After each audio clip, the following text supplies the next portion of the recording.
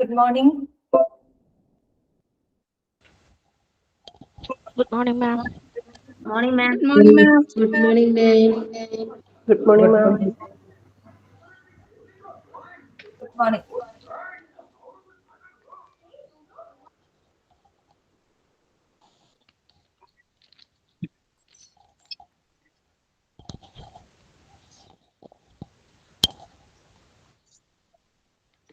എല്ലാരും ചായയൊക്കെ കുടിച്ചോ? ഭക്ഷണമൊക്കെ കഴിച്ചോ?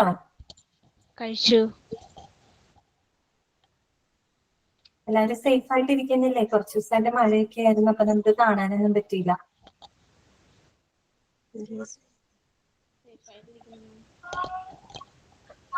അത് മ്യൂട്ട് ചെയ്ത് വെക്കൂട്ടാ. മ്യൂട്ട് ചെയ്ത് വെച്ചതേ. അപ്പൊ നമുക്ക് എല്ലാവരും സുഖമായിട്ട് ഇരിക്കണമെന്ന് വിചാരിക്കണം. ഭക്ഷണമൊക്കെ കഴിച്ച എല്ലാവരും നല്ല എനർജറ്റിക് ആയിട്ടല്ലേ വന്നിരിക്കണേ ക്ലാസ്സില്, അല്ലേ?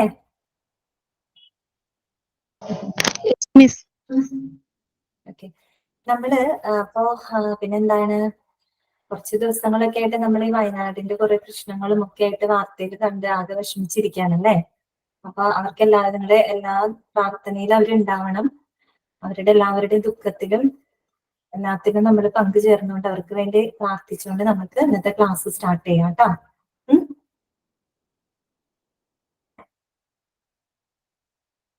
നമ്മള് കഴിഞ്ഞ ക്ലാസ്സില് നമ്മൾ എന്തൊക്കെയാ പഠിച്ചത് ഓർക്കുന്നുണ്ടോ? കുറച്ച് ദിവസമായി നമ്മൾ കണ്ടിട്ട്, അല്ലെ?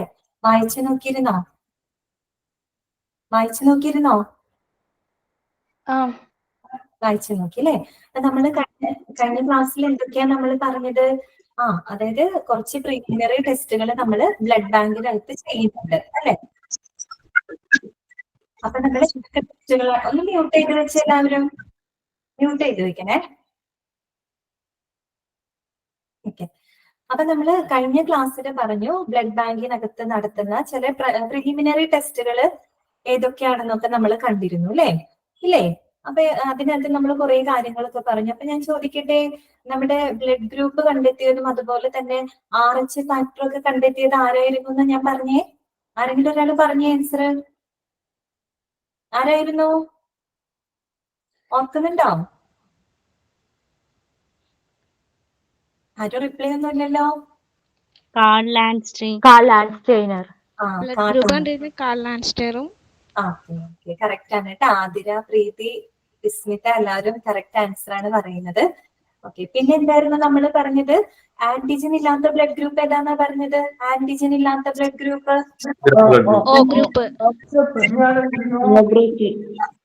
അല്ലേ? ആന്റിബോഡി ഇല്ലാത്ത ബ്ലഡ് ഗ്രൂപ്പ് ഏതാ? ആന്റിബോഡി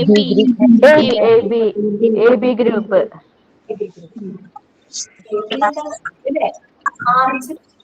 പറഞ്ഞത് ഓർമ്മയില്ലേ?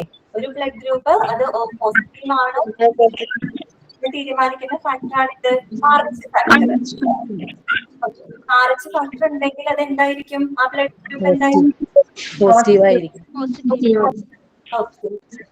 എല്ലാവരും ആൻസർ ചെയ്യുന്നുണ്ട് കറക്റ്റ് ആയിട്ട് കേട്ടോ.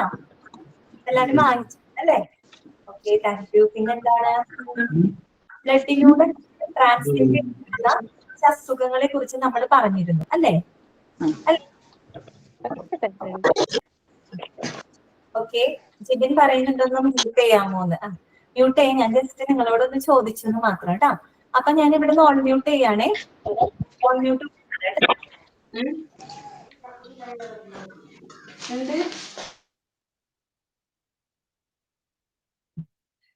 ഓൺ മ്യൂട്ട് ചെയ്തിട്ടുണ്ട്. അപ്പൊ നമ്മള് കഴിഞ്ഞ ക്ലാസ്സിൽ പഠിച്ച കാര്യങ്ങളൊക്കെ നിങ്ങൾ എല്ലാവരും വായിച്ചിട്ടുണ്ട്. അപ്പൊ നമ്മള് ഒന്ന് ജസ്റ്റ് റിവൈസ് ചെയ്ത് ഞാൻ പറയാണ്. നമ്മൾ ബ്ലഡ് ബാങ്കിൽ നടക്കുന്ന കുറച്ച് പ്രിലിമിനറി ടെസ്റ്റുകളെ കുറിച്ചാണ് കഴിഞ്ഞ ക്ലാസ്സിൽ നമ്മൾ പറഞ്ഞിരുന്നു. RH ഫാക്ടറിനെ കുറിച്ച് പറഞ്ഞിരുന്നു. അതുപോലെ തന്നെ ബ്ലഡിലൂടെ ട്രാൻസ്മിറ്റ് ചെയ്യപ്പെടുന്ന കുറച്ച് അസുഖങ്ങളൊക്കെ ഉണ്ട്, അതും നമ്മൾ കണ്ടിരുന്നു, അല്ലെ? പിന്നെന്തായിരുന്നു നമ്മൾ പറഞ്ഞത്? മോസ്റ്റ് കോമൺ ഗ്രൂപ്പ് ഏതാന്നാ പറഞ്ഞത്? മോസ്റ്റ് കോമൺ ബ്ലഡ് ഗ്രൂപ്പ് ഏതാന്നാ നമ്മൾ പറഞ്ഞത്? ഓർക്കുന്നുണ്ടോ? അതെ, ആര്യ കറക്റ്റ് ആണ് കേട്ടോ. സീതു, വിസ്മിത എല്ലാവരും കറക്റ്റ് ആണ് പറയുന്നത്. O പോസിറ്റീവ് ആണ് കേട്ടോ. O പോസിറ്റീവ് ആണ് മോസ്റ്റ് കോമൺ ബ്ലഡ് ഗ്രൂപ്പ് എന്ന് പറയുന്നത്.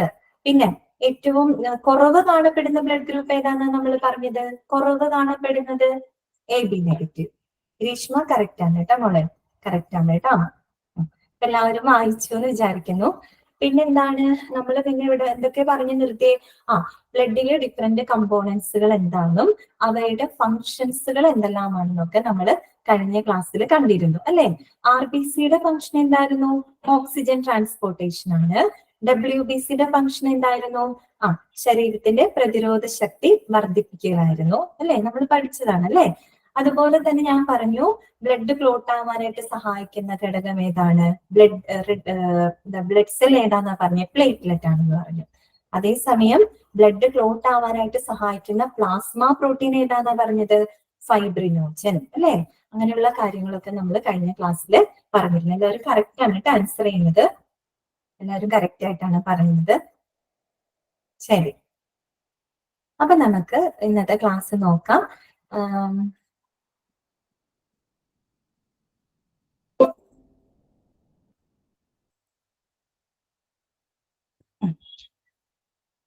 അപ്പൊ നമ്മള് എനിക്ക് തോന്നുന്നു what is meant by blood transfusion അല്ലെ. ബ്ലഡ് ട്രാൻസ്ഫ്യൂഷന്റെ എന്താണ് ബ്ലഡ് ട്രാൻസ്ഫ്യൂഷൻ, അതുപോലെ തന്നെ ബ്ലഡ് ബാങ്കിന്റെ ഇമ്പോർട്ടൻസ് എന്താണ്, അങ്ങനെയുള്ള കാര്യങ്ങളാണ് നമ്മൾ തുടങ്ങി വെച്ചത്. അതിന്റെ ഫസ്റ്റ് പാരഗ്രാഫ് ഞാൻ കഴിഞ്ഞ ക്ലാസ്സിൽ വായിച്ചു നിർത്തിയിരുന്നു. അവിടെ തൊട്ടാണ് അല്ലെ, അവിടെ വരെയല്ലേ നമ്മൾ പറഞ്ഞു നിർത്തിയത്. പിന്നെ ഞാൻ സ്പീഡ് ശ്രദ്ധിക്കാം കേട്ടോ. കഴിഞ്ഞ ക്ലാസ്സിൽ എനിക്ക് തോന്നുന്നു അക്ഷയാന്ന് തോന്നുന്നു എന്നോട് പറഞ്ഞു, ഇടയ്ക്ക് സ്പീഡ് കൂടുന്നുണ്ട് മിസ്റ്റേന്ന് പറഞ്ഞിരുന്നു. ഞാൻ അതൊന്ന് ശ്രദ്ധിക്കാം കേട്ടോ.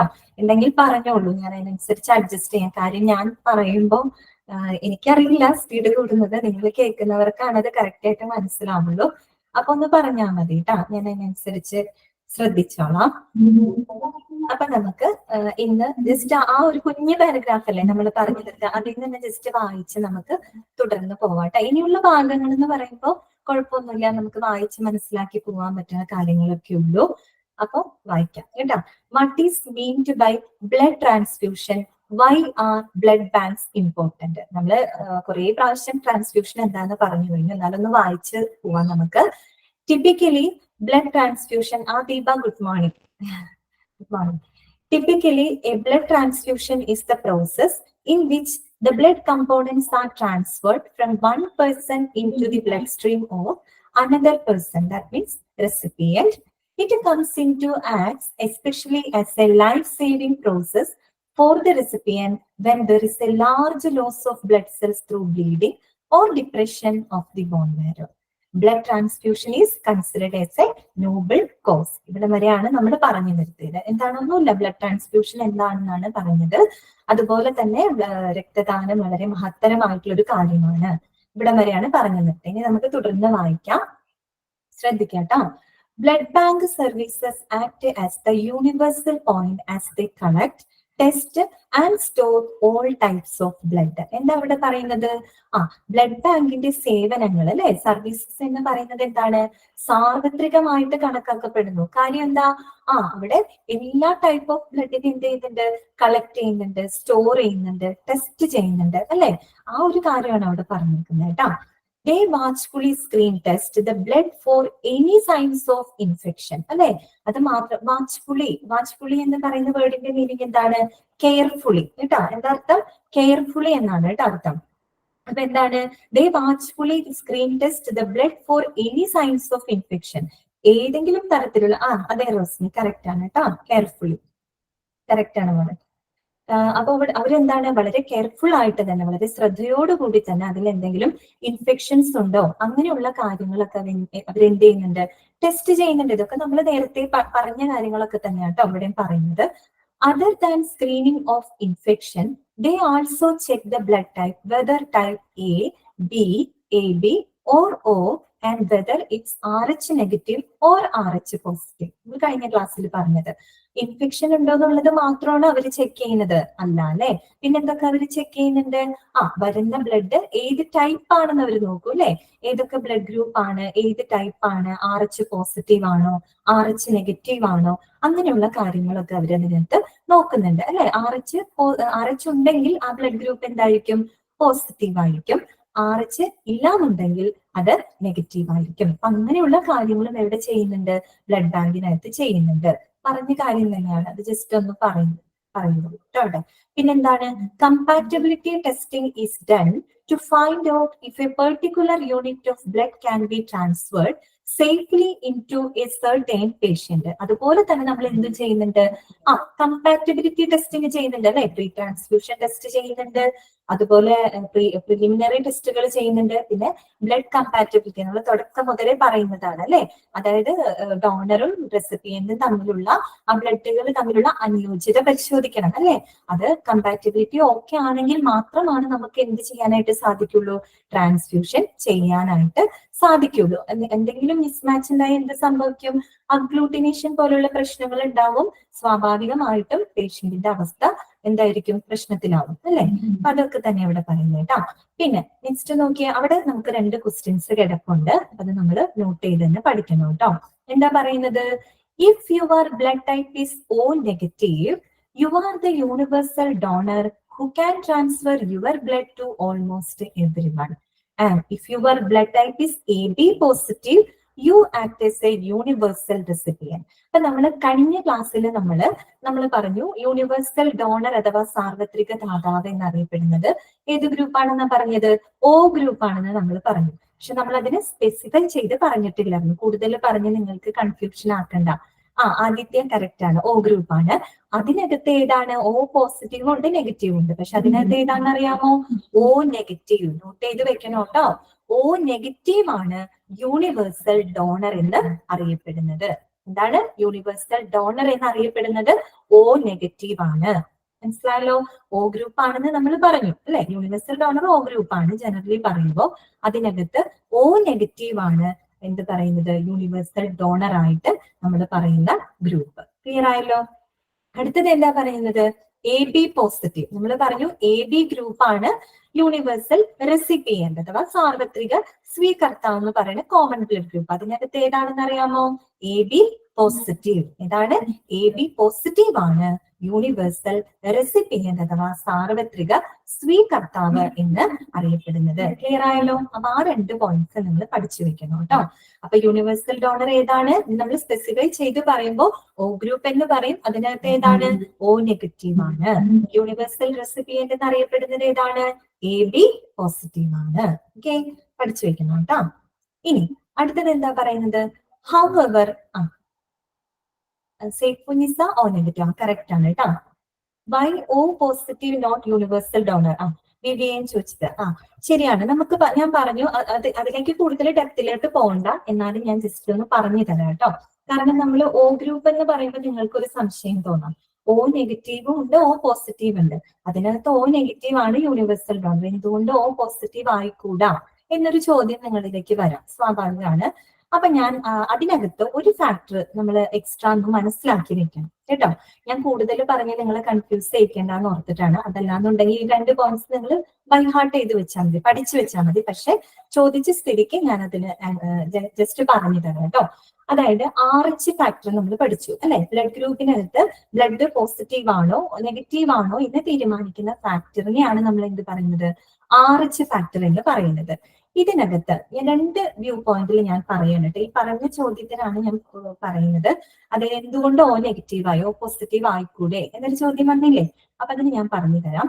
അതായത് 2 കാര്യങ്ങളിലൂടെയാണ് ഞാൻ പറഞ്ഞത്. ഒന്ന്, യൂണിവേഴ്സൽ ഡോണർ എന്നുള്ള രീതിയിൽ ഞാൻ പറഞ്ഞു തരാം. അപ്പൊ നമ്മൾ യൂണിവേഴ്സൽ ഡോണർ എന്നുള്ള വ്യൂ പോയിന്റിൽ ഞാൻ പറഞ്ഞു തരാം. അപ്പൊ അതെന്താന്ന് വെച്ചാല് RH പോസിറ്റീവ് ആണെങ്കിൽ, ഓക്കെ ശ്രദ്ധിക്കണേ, RH പോസിറ്റീവ് എന്ന് പറഞ്ഞാൽ എന്താണ്, ആ ബ്ലഡ് ഗ്രൂപ്പ് പോസിറ്റീവ് ആയിരിക്കും. അപ്പൊ ഈ RH പോസിറ്റീവുകാർക്ക് ആർക്ക് മാത്രമേ കൊടുക്കാൻ പറ്റുള്ളൂ എന്നറിയോ, പോസിറ്റീവുകാർക്ക് മാത്രമേ കൊടുക്കാൻ പറ്റുള്ളൂ. അങ്ങനെ ഒരു കണ്ടീഷൻ ഉണ്ട് കേട്ടോ. RH പോസിറ്റീവുകാർക്ക് പോസിറ്റീവിന് മാത്രമാണ് കൊടുക്കാൻ പറ്റുള്ളൂ. ഞാൻ കൊടുക്കണ കേസാണ് കേട്ടോ അവിടെ പറയുന്നത്, ഡൊണേറ്റ് ചെയ്യുന്ന ഒരു കേസാണ് ഞാൻ പറയുന്നത്.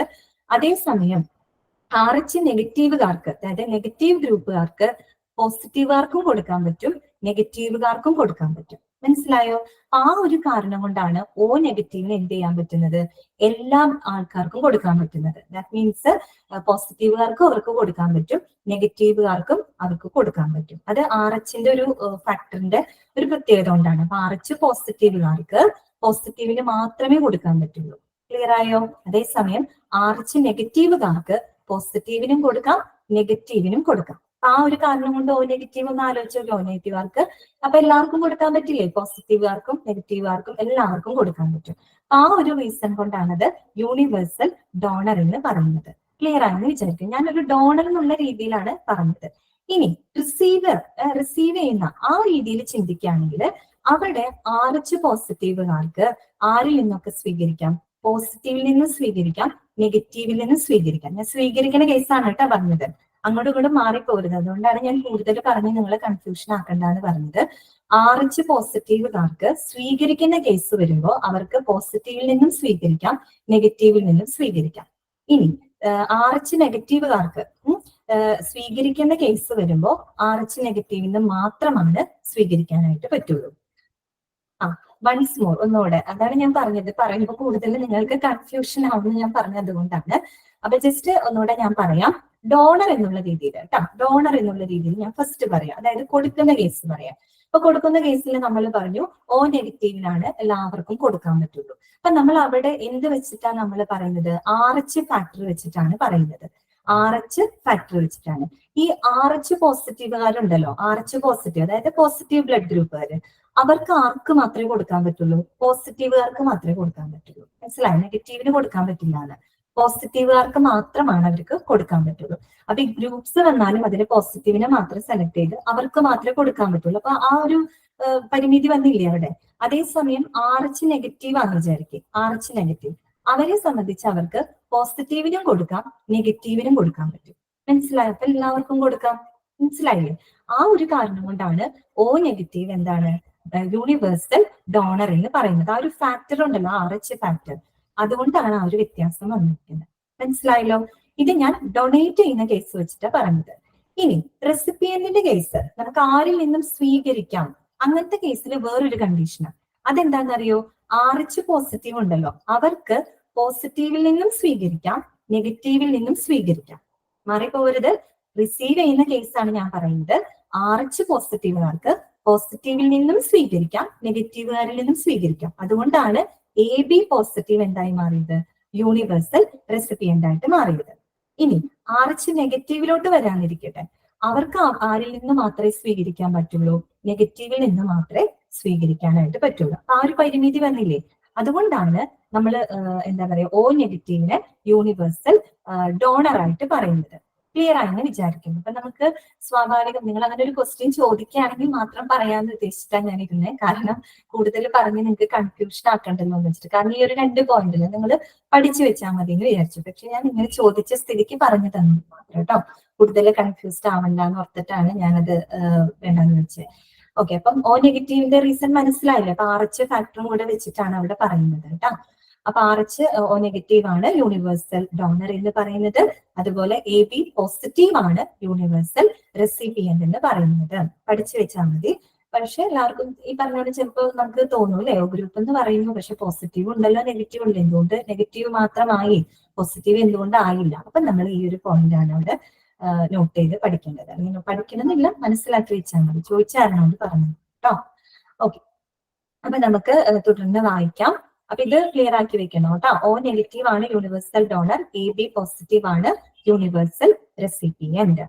ഇനി നോക്കിയേ, however any mismatch between the blood type can prove fatal, that means causing death. So blood test must be done carefully. അല്ലെ, നമ്മൾ നേരത്തെ പറഞ്ഞതാണ് അല്ലെ, കമ്പാറ്റബിലിറ്റി ടെസ്റ്റിംഗ് നിർബന്ധമായിട്ടും ബ്ലഡ് ബാങ്കിൽ ചെയ്യണം. ഇല്ലെങ്കിൽ എന്ത് സംഭവിക്കും? മിസ്മാച്ച് വന്നു കഴിഞ്ഞു കഴിഞ്ഞാൽ അത് രോഗിക്ക് മരണത്തിന് വരെ കാരണമായേക്കാം. മനസ്സിലായോ? അഗ്ലൂട്ടിനേഷൻ പോലെയുള്ള ഇഷ്യൂസ് വരികയും തീർച്ചയായിട്ടും എന്താണ് രോഗിക്ക് മരണം വരെ സംഭവിക്കാനുള്ളൊരു സാധ്യതയുണ്ട്. അതുകൊണ്ട് ഇത്തരത്തിലുള്ള കമ്പാറ്റബിലിറ്റി ടെസ്റ്റിംഗ് നിർബന്ധമായിട്ടും ചെയ്യണം. അപ്പൊ ഇതൊക്കെ നമ്മൾ ഈ ചാപ്റ്ററിൽ പറഞ്ഞ കാര്യങ്ങളാണ് കേട്ടോ. അത് ക്ലിയർ ആയെന്ന് വിചാരിക്കുന്നു. ആ ഒരു പാരഗ്രാഫിൽ നമ്മൾ ഇത്രയും പഠിച്ച കാര്യങ്ങളെ ഒന്ന് ജസ്റ്റ് കൺക്ലൂഡ് ചെയ്ത് പറയുന്ന പോലെയാണ് അതിനകത്ത് പറഞ്ഞേക്കുന്നത് കേട്ടോ. അത്രയേ ഉള്ളൂ. അതിന്റെ ഓർക്കേണ്ട ഈ 2 പോയിന്റ്സ് മാത്രമാണ്. ഇനി നമുക്ക് അടുത്തൊരു പോർഷനിലേക്ക് പോകാം. എന്താണ്? when is blood transfusion needed? എപ്പോഴാണ് നമുക്ക് ബ്ലഡ് ട്രാൻസ്ഫ്യൂഷൻ ആവശ്യമായിട്ട് വരുന്നത്? അത് നമുക്കറിയണ്ടേ. നമ്മളിപ്പോ ട്രാൻസ്ഫ്യൂഷനെ കുറിച്ച് മനസ്സിലാക്കി. പക്ഷെ ഏതൊക്കെ സിറ്റുവേഷനിൽ, എങ്ങനെയൊക്കെയുള്ള സിറ്റുവേഷനിലാണ് നമുക്ക് ട്രാൻസ്ഫ്യൂഷൻ ആവശ്യമായിട്ട് വരുന്നത്? അപ്പൊ അങ്ങനെയുള്ള കുറച്ച് സിറ്റുവേഷൻസ് ഇവിടെ കൊടുത്തിട്ടുണ്ട്. അത് നമ്മൾ മനസ്സിലാക്കി വെക്കണം. നമുക്ക് വായിക്കാം. Individuals may require a blood transfusion for variety, some of them are. കുറച്ച് കാര്യങ്ങൾ അവിടെ കൊടുത്തിട്ടുണ്ട്. അതിൽ നമുക്ക് വായിക്കാം. ഒരു കാര്യം നിങ്ങൾക്ക് അറിയാവുന്നതാണ്. ഫസ്റ്റ് പോയിന്റ് കേട്ടോ. ഒന്നാമത്തെ പോയിന്റ് നോക്കിയേ. To substitute for the lost blood after a serious or surgery. അത് നിങ്ങൾക്ക് അറിയാവുന്ന കാര്യമാണ് അല്ലെ. വളരെ മേജർ ആയിട്ടുള്ള അല്ലെങ്കിൽ സീരിയസ് ആയിട്ടുള്ള എന്തെങ്കിലും സർജറിയോ അല്ലെങ്കിൽ വേണ്ട ഒരു ആക്സിഡന്റ് തന്നെ സംഭവിച്ചാൽ മതി അല്ലെ. അപ്പൊ ഒത്തിരി ബ്ലഡ് ലോസ് ആവാനായിട്ട് കാരണമാവും. അപ്പൊ അങ്ങനെ ബ്ലഡ് ലോസ് ആവുമ്പോൾ അവിടെ സബ്സ്റ്റിറ്റ്യൂട്ട് ചെയ്യാനായിട്ട് നമുക്ക് എന്ത് ആവശ്യം വരും? ട്രാൻസ്ഫ്യൂഷൻ ആവശ്യമായിട്ട് വരും അല്ലെ. ഒരുപാട് ബ്ലഡ് അവിടെ നഷ്ടപ്പെട്ടു പോകാൻ സാധ്യതയുണ്ട്. ഇപ്പൊ നമ്മൾ സാധാരണ ഒരു മേജർ സർജറി ഒക്കെ തന്നെ വരുമ്പോൾ നമ്മൾ സർജറിക്ക് കയറുന്നതിന് മുമ്പ് തന്നെ നമ്മൾ അവർക്ക് മാച്ച് ആയിട്ടുള്ള ബ്ലഡ് നമ്മൾ സെറ്റ് ആക്കി വെക്കും. കാരണം ഇൻ കേസ് എന്തെങ്കിലും കാരണവശാൽ അവർക്ക് ബ്ലഡ് ആവശ്യം വരുവാണെങ്കിൽ നമുക്ക് കൊടുക്കേണ്ടി വരും അല്ലെ. അപ്പൊ അതൊക്കെ സെറ്റ് ചെയ്തിട്ടായിരിക്കും മിക്കവാറും അത്തരം സർജറികളൊക്കെ സ്റ്റാർട്ട് ചെയ്യാം. പിന്നെ പലപ്പോഴും ഈ സി സെക്ഷൻ വരില്ല, സിസേറിയൻ വരുന്ന കേസിലും ചിലപ്പോഴൊക്കെ ബ്ലഡ് ആവശ്യമായിട്ട് വരാറുണ്ട് കേട്ടോ. എപ്പോഴും അല്ല, ചില സിറ്റുവേഷനിലൊക്കെ ആവശ്യമായിട്ട് വരാറുണ്ട്. അതാണ് ആദ്യത്തെ പോയിന്റ് കേട്ടോ. എന്താ പറയുന്നത്? To substitute for the lost blood after a serious or surgery. മനസ്സിലായില്ലേ? ഇനി അടുത്ത പോയിന്റ് നോക്കാം. ക്ലിയർ ആവുന്നില്ലേ? കേൾക്കുന്നില്ലേ? ഇനിയിപ്പോ അടുത്ത പോയിന്റിലോട്ട് നമുക്ക് നോക്കാം. ഡൈജസ്റ്റീവ് ക്ലിയർ ആവുന്നുണ്ട്. ശരി, ഓക്കെ. അടുത്തത് വായിക്കണേ. ഡൈജസ്റ്റീവ് ട്രാക്ട് ബ്ലീഡിങ് കേട്ടോ. എന്താണ് ഡൈജസ്റ്റീവ് ട്രാക്ട് ബ്ലീഡിങ് അഥവാ ദഹനനാളത്തിലെ രക്തസ്രാവം. ദഹനനാളത്തിലെ രക്തസ്രാവം അഥവാ അതിന് വേറൊരു പേരും കൂടെ പറയൂ കേട്ടോ. ഗ്യാസ്ട്രോ ഇൻഡസ്റ്റൈനൽ ബ്ലീഡിങ് എന്ന് പറയും. എന്താ പറയാ? ഗ്യാസ്ട്രോ ഇൻഡസ്റ്റൈനൽ ബ്ലീഡിങ് എന്ന് പറയും. അത് തന്നെയാണ് എന്ത്? ഡൈജസ്റ്റീവ് ട്രാക്ട് ബ്ലീഡിങ്, അതായത് ദഹനനാളത്തിലെ രക്തസ്രാവം എന്ന് പറയുന്നത്. മനസ്സിലായില്ലേ? നമുക്കറിയാലോ, നമ്മുടെ ശരീരത്തിന്റെ ദഹനം ശരിക്കും പറഞ്ഞാൽ വായിൽ നിന്ന് തന്നെ സ്റ്റാർട്ട് ചെയ്യുന്നുണ്ട്. വായിൽ നിന്ന്, മൗത്തിൽ നിന്നും സ്റ്റാർട്ട് ചെയ്ത് റെക്ടം വരെ അവസാനിക്കുന്ന ഒരു പ്രോസസ്സാണ് നമ്മുടെ ഡൈജഷൻ എന്ന് പറയുന്നത്. അപ്പോൾ ഈ ഡൈജസ്റ്റീവ് ട്രാക്ട് ബ്ലീഡിംഗ് എന്ന് പറയുമ്പോൾ ദഹനനാളത്തിൽ ഉണ്ടാവുന്ന ഏത് തരത്തിലുള്ള ബ്ലീഡിങ്ങുകളും പലപ്പോഴും എന്തിലേക്ക് നയിക്കാറുണ്ട്? നമുക്ക് ട്രാൻസ്ഫ്യൂഷൻ ചെയ്യേണ്ട ഒരു സ്ഥിതിയിലേക്ക് വരാറുണ്ട്. കാര്യം എന്താ? ഇതൊക്കെ ഞാൻ പറയുന്നത് സിവിയർ ആയിട്ട് വരുമ്പോഴാണ് കേട്ടോ.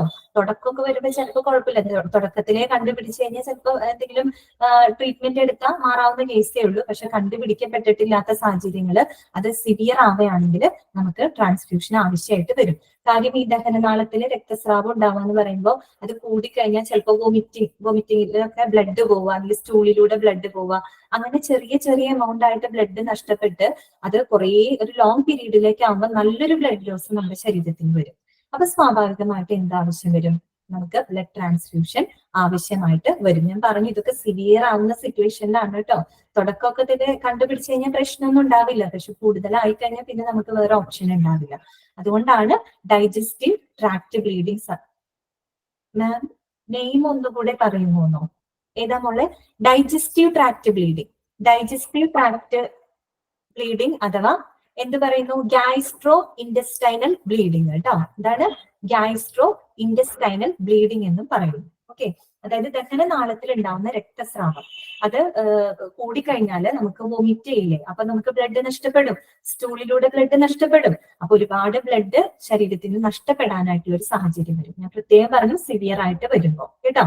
അപ്പൊ അങ്ങനെ വരുമ്പോ എന്ത് വരും? നമുക്ക് ട്രാൻസ്ഫ്യൂഷൻ ചെയ്യേണ്ടി വരും. ബ്ലഡ് ലോസ് ആവുകയാണ് ആളുടെ ശരീരത്തിന്. അപ്പൊ അദ്ദേഹത്തിന്റെ ലൈഫിനെ സപ്പോർട്ട് ചെയ്യണമെങ്കിൽ നമുക്ക് എന്ത് കൊടുക്കേണ്ടി വരും? ട്രാൻസ്ഫ്യൂഷൻ ചെയ്യേണ്ടതായിട്ട് വരും. മനസ്സിലായല്ലോ? അടുത്ത പോയിന്റ് ആണിത്, ലുക്കീമിയ. ലുക്കീമിയ നമ്മൾ നേരത്തെ കണ്ടതാണ് അല്ലെ. എന്താണ്? ബ്ലഡ് ക്യാൻസർ അഥവാ രക്താർബുദം. അതെ, കറക്റ്റ് ആണ് ആതിര, ബ്ലഡ് ക്യാൻസർ അല്ലെ. ഞാൻ പറഞ്ഞിരുന്നു രക്താർബുദം.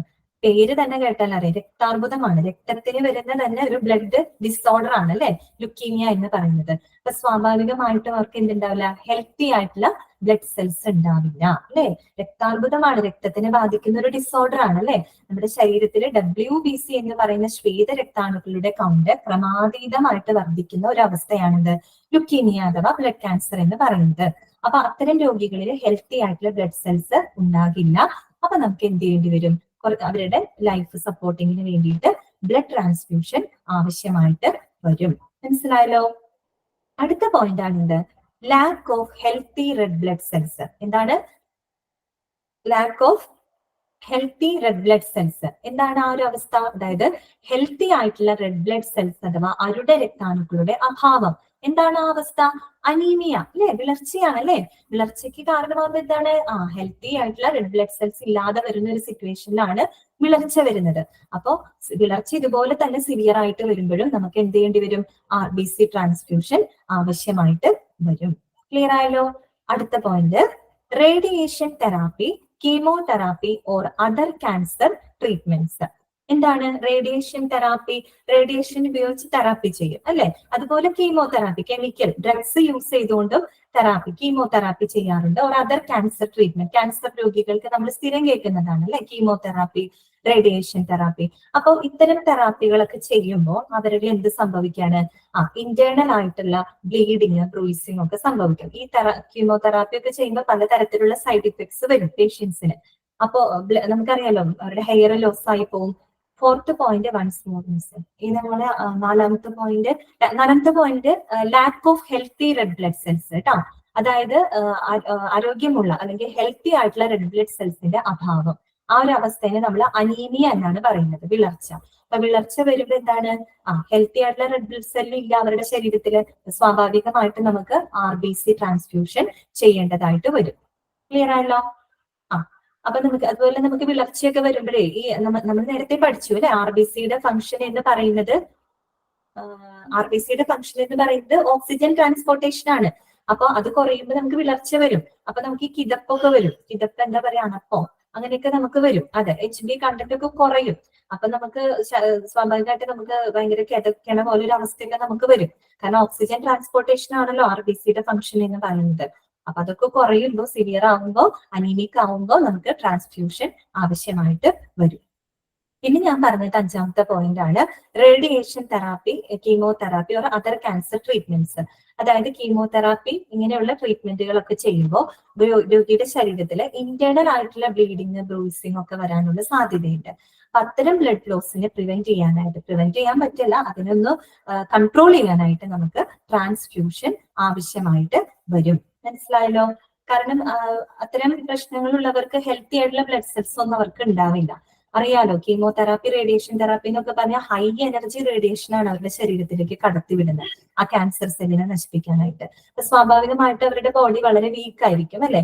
നമ്മൾ ഓൾറെഡി പഠിച്ചു കഴിഞ്ഞതാണ് ഓരോ ബ്ലഡ് സെൽസിന്റെ ഫംഗ്ഷൻ നമ്മൾ മനസ്സിലാക്കി. അപ്പൊ നമുക്ക് ക്ലിയർ ആയില്ലേ? അപ്പൊ അതിനൊക്കെ എന്തെങ്കിലും ഡിസോർഡർ വന്നാൽ എന്തുമാത്രം ബോഡിയെ അത് ബാധിക്കുന്നുള്ളത് നമ്മൾക്ക് അറിയാം അല്ലെ. അപ്പൊ ക്യാൻസർ വന്നിട്ടുള്ള പേഷ്യൻസിനെ സംബന്ധിച്ചാണെങ്കിൽ ഇങ്ങനെ ഒരു കണ്ടീഷൻ, അതായത് അവർക്ക് ഹെൽത്തി ആയിട്ടുള്ള ഒന്നും ഉണ്ടാവില്ല അവരുടെ ശരീരത്തിന്. അപ്പൊ അവരുടെ ലൈഫ് സപ്പോർട്ടിന് വേണ്ടിയിട്ട് നമുക്ക് ബ്ലഡ് ട്രാൻസ്ഫ്യൂഷൻ ആവശ്യമായിട്ട് വരും. അടുത്ത പോയിന്റ് ആണ് ലിവർ പ്രോബ്ലംസ് അല്ലെ. ഞാൻ തുടക്കം പറഞ്ഞിരുന്നു, ലിവർ പ്രോബ്ലംസ് ഉള്ള ആളുകളെ സംബന്ധിച്ച് അവർക്ക് പ്ലാസ്മ കമ്പോണന്റ് ഒക്കെ കുറവായിരിക്കും അല്ലെ. അപ്പൊ നമുക്ക് എന്ത് ചെയ്യേണ്ടി വരും? പ്ലാസ്മ സപ്ലൈ ചെയ്യേണ്ടി വരും. ഒരു തരത്തില് ട്രാൻസ്ഫ്യൂഷൻ ആവശ്യമായിട്ട് വരും. പലതരത്തിലുള്ള ലിവർ പ്രോബ്ലംസ് ഉണ്ട്. ലിവർ സിറോസിസ് ഉണ്ട്, പിന്നെ നമ്മൾ നേരത്തെ പറഞ്ഞ ജോണ്ടിസ്, അതുപോലെ ഹെപ്പറ്റൈറ്റിസ്, അതൊക്കെ ലിവറിനെ ബാധിക്കുന്ന അസുഖങ്ങളാണ്. അതൊക്കെ വരുന്ന സമയത്തും നമുക്ക് എന്താ ആവശ്യം വരാറുണ്ട്? Blood transfusion. പ്രീതി കറക്റ്റ് ആണ് കേട്ടോ, ഹെപ്പറ്റൈറ്റിസ് കറക്റ്റ് ആണ്. അപ്പൊ അത്തരം സമയത്തൊക്കെ നമുക്ക് എന്താവശ്യം വരും? ബ്ലഡ് ട്രാൻസ്ഫ്യൂഷൻ ആവശ്യമായിട്ട് വരും. പിന്നെന്താ പറയുന്നത് ലാസ്റ്റ്? Blood disorders. ഒരു ബ്ലഡ് ഡിസോർഡർ നമ്മൾ കണ്ടു കഴിഞ്ഞു, എന്താണ്? ലുക്കീമിയ അല്ലെ. അപ്പൊ ലുക്കീമിയ മാത്രമാണോ ബ്ലഡ് ഡിസോർഡർ? അല്ല, ഹീമോഫീലിയ കേട്ടിട്ടില്ലേ? ബ്ലഡിൽ രക്തം കട്ട പിടിക്കാത്ത അവസ്ഥ. അതുപോലെ തന്നെ ലിംഫോമ എന്നൊക്കെ പറഞ്ഞു കഴിഞ്ഞു കഴിഞ്ഞാല് കൗണ്ട് കുറയാം. ലുക്കീമിയ, ലിംഫോമ ആണ്. ലിംഫോമ എന്ന് പറയുന്നത് ഒരു ടൈപ്പ് ഓഫ് ലുക്കീമിയ തന്നെയാണ് കേട്ടോ. എന്റെ ഉമ്മയ്ക്ക് ലിവർ സിറോസിസ് ആയിരുന്നു, നൗസിയ. ആണോ മോളെ? ഓക്കെ. ശരി. എന്നിട്ട് ഉമ്മയ്ക്ക് ഇപ്പൊ ഓക്കെ ആയോ മോളെ? ട്രീറ്റ്മെന്റ് ഒക്കെ എടുത്തിട്ട്? ഓക്കെ. നമ്മുടെ ഫാമിലിയിൽ തന്നെ പലർക്കും ഇങ്ങനത്തെ സിറ്റുവേഷൻ ഉണ്ടായിട്ടുണ്ടാവും. ട്രാൻസ്പ്ലാന്റ് കഴിഞ്ഞു. ഓക്കെ. ഉമ്മ ഓക്കെ അല്ലേ? ഉമ്മ ഓക്കെ ആയിട്ടിരിക്കുന്നു എന്ന് വിചാരിക്കുന്നു കേട്ടോ. ശരി. ഡോണർ ഞാനാണ്, നൗസിയാണ് ഡോണർ അല്ലേ? ഓക്കെ നൗസിയ, അറിഞ്ഞതില് സന്തോഷം. മോള് തന്നെയാണ് ഡോണർ അല്ലെ? ഓക്കെ, വലിയ കാര്യമല്ലേ ചെയ്തേ? ശരി. ഓക്കെ നൗസിയ, ശരി. അപ്പൊ എന്താ ഞാൻ പറഞ്ഞു തന്നത്? ബ്ലഡ് ഡിസോർഡേഴ്സ് അല്ലെ. ബ്ലഡ് ഡിസോർഡേഴ്സ് എന്ന് പറഞ്ഞു കഴിഞ്ഞാല് നമ്മൾ ഈ പറഞ്ഞ ലുക്കീമിയ ഉണ്ട്, അതുപോലെ തന്നെ ലിംഫോമ ഉണ്ട്, ഹീമോഫീലിയ ഉണ്ട്, അതെല്ലാം ഉണ്ട് കേട്ടോ. ലിംഫോമ എന്ന് പറഞ്ഞു കഴിഞ്ഞാൽ ഒരു ടൈപ്പ് ഓഫ് എന്ത് തന്നെയാണ്, ലുക്കീമിയ തന്നെയാണ് കേട്ടോ. ലിംഫ് ഗ്രന്ഥികൾക്ക് ബാധിക്കുന്നതാണ്. ഓക്കെ, ക്ലിയർ ആയെന്ന് വിചാരിക്കുന്നു. അപ്പൊ നമ്മള് എന്താണ് ട്രാൻസ്ഫ്യൂഷൻ ഏതൊക്കെ സിറ്റുവേഷനിൽ ആവശ്യമാണ്, നിങ്ങൾക്കൊക്കെ കുറെ കാര്യങ്ങളൊക്കെ അറിയണ്ടാവും. കാരണം നമ്മുടെ റിലേറ്റീവ്സ് നമ്മുടെ ബ്ലഡ് ട്രാൻസ്ഫ്യൂഷൻ, ഡയാലിസിസ് ചെയ്യുന്നതിനും ബ്ലഡ് ട്രാൻസ്ഫ്യൂഷൻ ആവശ്യമല്ലേ. ഡയാലിസിസിൽ ബ്ലഡ് ട്രാൻസ്ഫ്യൂഷൻ എന്നതിനേക്കാൾ ഉപരി ബ്ലഡ് ക്ലീൻ ചെയ്യാണ്. കാരണം കിഡ്നിയുടെ ഫംഗ്ഷൻ ബ്ലഡിനെ ശുദ്ധീകരിക്കാന്നുള്ളതാണല്ലോ. അപ്പൊ അവരുടെ ബ്ലഡ് ഉണ്ടാവില്ല, അശുദ്ധമായിരിക്കും. അപ്പോ അത്തരം കേസസിൽ വേറെ മെഷീൻ ഉപയോഗിച്ച് അതേ ബ്ലഡിനെ തന്നെ അവര് എന്താ പറയാ പ്യൂരിഫൈ ചെയ്തുകൊണ്ടിരിക്കുകയാണ്. ട്രാൻസ്ഫ്യൂഷൻ ആവശ്യമായിട്ട് വരുമോ എന്നുള്ളത് എനിക്ക് അത്ര കറക്റ്റ് ആയിട്ട് അറിയില്ല, ഞാൻ നോക്കിയിട്ട് പറയാം കേട്ടോ. അപ്പൊ നമ്മള് ട്രാൻസ്ഫ്യൂഷൻ ആവശ്യമായിട്ട് വരുന്ന സിറ്റുവേഷൻസ് ആണ് നമ്മൾ കണ്ടു കഴിഞ്ഞത്. അപ്പൊ ഏതൊക്കെയാണ് ഒന്ന് ആലോചിച്ച് പറഞ്ഞ്, നിങ്ങൾക്ക് അറിയാവുന്ന കാര്യങ്ങളാണ് കേട്ടോ. എന്തൊക്കെയായിരുന്നു? സീരിയസ് ആയിട്ടുള്ള സർജറി, അല്ലെങ്കിൽ അങ്ങനെയുള്ള കേസ് വരുമ്പോൾ, അല്ലെങ്കിൽ മേജർ ആക്സിഡൻസ് ആയാലും മതി അല്ലേ. അപ്പോ വലിയ ബ്ലഡ് ലോസ് ഒക്കെ വരുമ്പോൾ അവരുടെ ലൈഫ് സപ്പോർട്ടിന് നമുക്ക് ട്രാൻസ്ഫ്യൂഷൻ ആവശ്യമായിട്ട് വരും. പിന്നെന്താ പറയുന്നത്? ഡൈജസ്റ്റീവ് ട്രാക്ട്, അതിനോട് ജസ്മിനി കറക്റ്റ് ആണ്. സീരിയസ് സർജറി ടൈം, ഇതൊക്കെ നിങ്ങളുടെ ലൈഫിലൊക്കെ നിങ്ങൾ പല സിറ്റുവേഷനിലൂടെ കടന്നു പോയിട്ടുള്ള ആൾക്കാരായിരിക്കും. എന്നെക്കാളേറെ അനുഭവങ്ങളും ഒക്കെ ഉണ്ടാവും. അപ്പൊ നിങ്ങൾക്ക് നന്നായിട്ട് അറിയുന്ന കാര്യങ്ങളായിരിക്കും ഇതൊക്കെ. അപ്പോ കുഴപ്പമില്ല. അപ്പൊ എന്താ ഡൈജസ്റ്റീവ് ട്രാക്ട് ബ്ലീഡിങ് അല്ലെ, ദഹനനാളത്തിലെ രക്തസ്രാവം, അതുപോലെ തന്നെ lakh of healthy blood cells, പിന്നെ കീമോതെറാപ്പി, ലിവർ ഡിസീസ്, ബ്ലഡ് ഡിസോർഡേഴ്സില് ഇത്തരം സന്ദർഭങ്ങളിലൊക്കെ നമുക്ക് ബ്ലഡ് ട്രാൻസ്ഫ്യൂഷൻ ആവശ്യമായിട്ട് വരും. മനസ്സിലായത്? വായിച്ചാൽ മനസ്സിലാവുന്ന കാര്യങ്ങളല്ലേ ഉള്ളൂ. ഓക്കെ, ഇനി നമുക്ക് അടുത്തൊരു പോർഷനിലേക്ക് പോയാലോ. അടുത്തത് എന്താണ്? Job responsibilities of A blood bank manager. കുറച്ചും കൂടി ഉള്ളൂ കേട്ടോ, അത് കഴിഞ്ഞ് നമ്മുടെ ഈ ഒരു ചാപ്റ്റർ നമ്മുടെ അവസാനിക്കും. Job responsibilities of A blood bank manager. ഒരു ബ്ലഡ് ബാങ്ക് മാനേജറുടെ ജോബ് റെസ്പോൺസിബിലിറ്റീസ് എന്തെല്ലാമാണ്, അതാണ് ഇനി നമ്മൾ നോക്കാൻ പോകുന്നത് കേട്ടോ. ഇതും സിമ്പിൾ ആയിട്ടുള്ള കാര്യങ്ങളാണ്, വായിച്ചാൽ നമുക്ക് മനസ്സിലാക്കാവുന്ന കാര്യങ്ങളൊക്കെ തന്നെയുള്ളൂ. നമുക്കൊന്ന് വായിക്കാം. A blood bank manager act as a head of the entire blood bank. ആരാണ്? A blood bank manager act as a head of the entire blood bank. അതായത് ഒരു മുഴുവൻ ബ്ലഡ് ബാങ്കിന്റെയും തലവൻ അല്ലെ, അതിന് മേൽനോട്ടം വഹിക്കുന്ന ആളാരാണ്? ഹെഡാണ് അല്ലെ. ആരാണത്? ബ്ലഡ് ബാങ്ക് മാനേജർ ആണ്. രണ്ടാമത്തെ പോയിന്റ് എന്താ പറയുന്നത്? He or she is at the helm of the daily operations at the blood bank, checking expenses, conducting inspections and working with hand party services. അവിടെ ഒന്ന് തിരുത്തണം കേട്ടോ. ഹാൻഡ് പാർട്ടി അല്ല, hand അല്ല കേട്ടോ, അതൊന്ന് വിട്ടണേ. തേർഡ് എന്നാണ്, തേർഡ് പാർട്ടി സർവീസസ് ആണ്. ചെറിയൊരു പ്രിന്റിംഗ് മിസ്റ്റേക്ക് ആണ്. ഹാൻഡ് എന്നാണ് അവിടെ എഴുതി വെച്ചിരിക്കുന്നത്. ഹാൻഡ് ഒന്ന് വെട്ടിയിട്ട് തേർഡ് എന്നാക്കണം കേട്ടോ.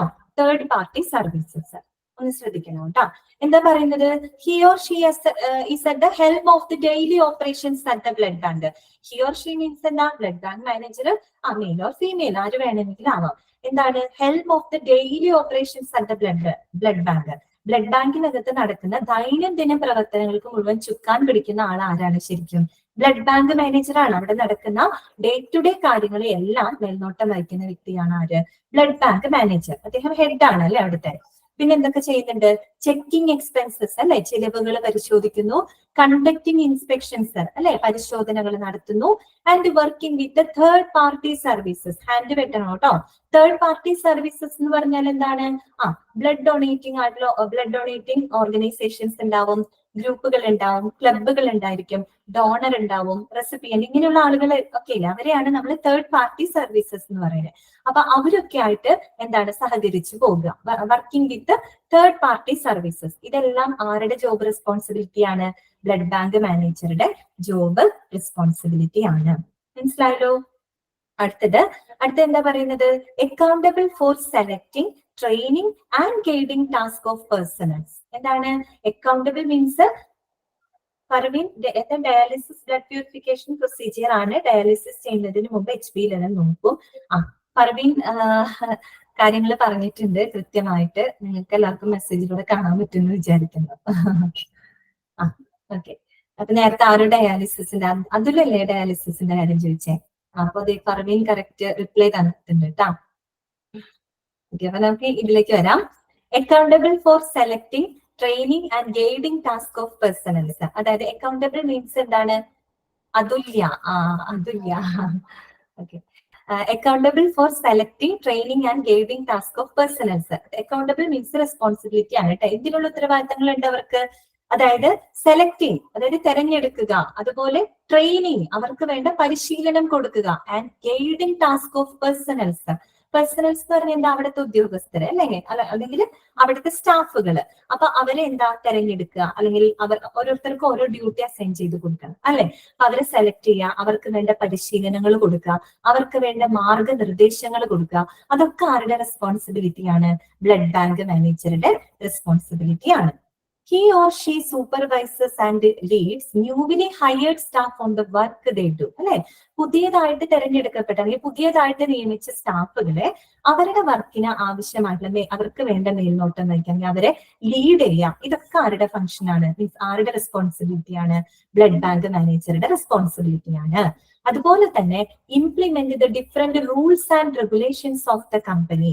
നമുക്കറിയാം ഏതൊരു കമ്പനിക്കും അവരുടേതായ റൂൾസ് ആൻഡ് റെഗുലേഷൻസ് ഉണ്ടായിരിക്കും അല്ലെ. അവരുടെ നയങ്ങളും നിയന്ത്രണങ്ങളും ഒക്കെ ഉണ്ടായിരിക്കും. അപ്പൊ അതെല്ലാം തന്നെ ഇംപ്ലിമെന്റ് ചെയ്യുക, അതൊക്കെ ആരുടെ ജോബ് റെസ്പോൺസിബിലിറ്റിയിൽ വരുന്നതാണ്? ബ്ലഡ് ബാങ്ക് മാനേജറുടെ റെസ്പോൺസിബിലിറ്റിയാണ്. പിന്നെ നമ്മൾ നേരത്തെ പറഞ്ഞ കാര്യം തന്നെ ട്രെയിനിങ് സാഖികൾ അല്ലെ, പരിശീലനം കൊടുക്കണം. പുതിയതായിട്ട് അവിടെ നിയമിതരായിട്ടുള്ള സ്റ്റാഫുകൾക്ക് വേണ്ട പരിശീലനം കൊടുക്കുക, അവരുടെ വർക്കില് അവരെ മേൽനോട്ടം വഹിക്കുക, അവർക്ക് വേണ്ട മാർഗനിർദ്ദേശങ്ങൾ കൊടുക്കുക, അവരെ സെലക്ട് ചെയ്യുക. ഇതെല്ലാം തന്നെ നമ്മുടെ ബ്ലഡ് ബാങ്ക് മാനേജറുടെ റെസ്പോൺസിബിലിറ്റിയാണ്. എന്താണ് മേരി സ്റ്റെല്ല പറയുന്നത്? സെക്കൻഡ് പോയിന്റ് നെറ്റ്വർക്ക് പോയിനോ? സെക്കൻഡ് പോയിന്റ് പറഞ്ഞത് മോളെ, he or she is at the helm of the daily operations at the blood bank, checking expenses and conducting inspections and working with the third party services. അവിടെ hand എന്നാണ്, അത് വെട്ടണം എന്ന് ഞാൻ പറഞ്ഞു, തേർഡ് എന്നാക്കണം കേട്ടോ. എന്ന് പറഞ്ഞാലേ ബ്ലഡ് ബാങ്കിൽ നടക്കുന്ന day to day activities, daily കാര്യങ്ങൾക്ക് മുഴുവൻ നേതൃത്വം വഹിക്കുന്ന വ്യക്തിയാണ് ആര്? Blood bank manager. അദ്ദേഹം അവിടുത്തെ ചെക്കിംഗ് എക്സ്പെൻസസ്, ചെലവുകൾ പരിശോധിക്കുന്നു, അവിടുത്തെ പരിശോധനകൾ നടത്താം. അതുപോലെ third party services, that means അതായത് ബ്ലഡ് ഡൊണേറ്റിംഗ് ഗ്രൂപ്പ്സ് ഉണ്ടായിരിക്കും, ക്ലബ്സ് ഉണ്ടായിരിക്കും, അതുപോലെ ഓർഗനൈസേഷൻ, അവരൊക്കെ ആയിട്ട് സഹകരിച്ചു പോകുക. അതൊക്കെ ബ്ലഡ് ബാങ്ക് മാനേജറുടെ റെസ്പോൺസിബിലിറ്റിയാണ്. അതാണ് കേട്ടോ പറഞ്ഞത്. മേരി സ്റ്റെല്ലയ്ക്ക് ക്ലിയർ ആയെന്ന് വിചാരിക്കുന്നു. അപ്പൊ നമ്മൾ മൂന്നാമത്തെ പോയിന്റും പറഞ്ഞു കഴിഞ്ഞു. നാലാമത്തേലോട്ട് വരികയാണ്. He also oversees and assesses the gross performance of the staff. Overseas എന്ന് വെച്ചാൽ എന്താ? നിരീക്ഷിക്കുക കേട്ടോ. ആസസ് എന്ന് പറഞ്ഞാൽ എന്താ?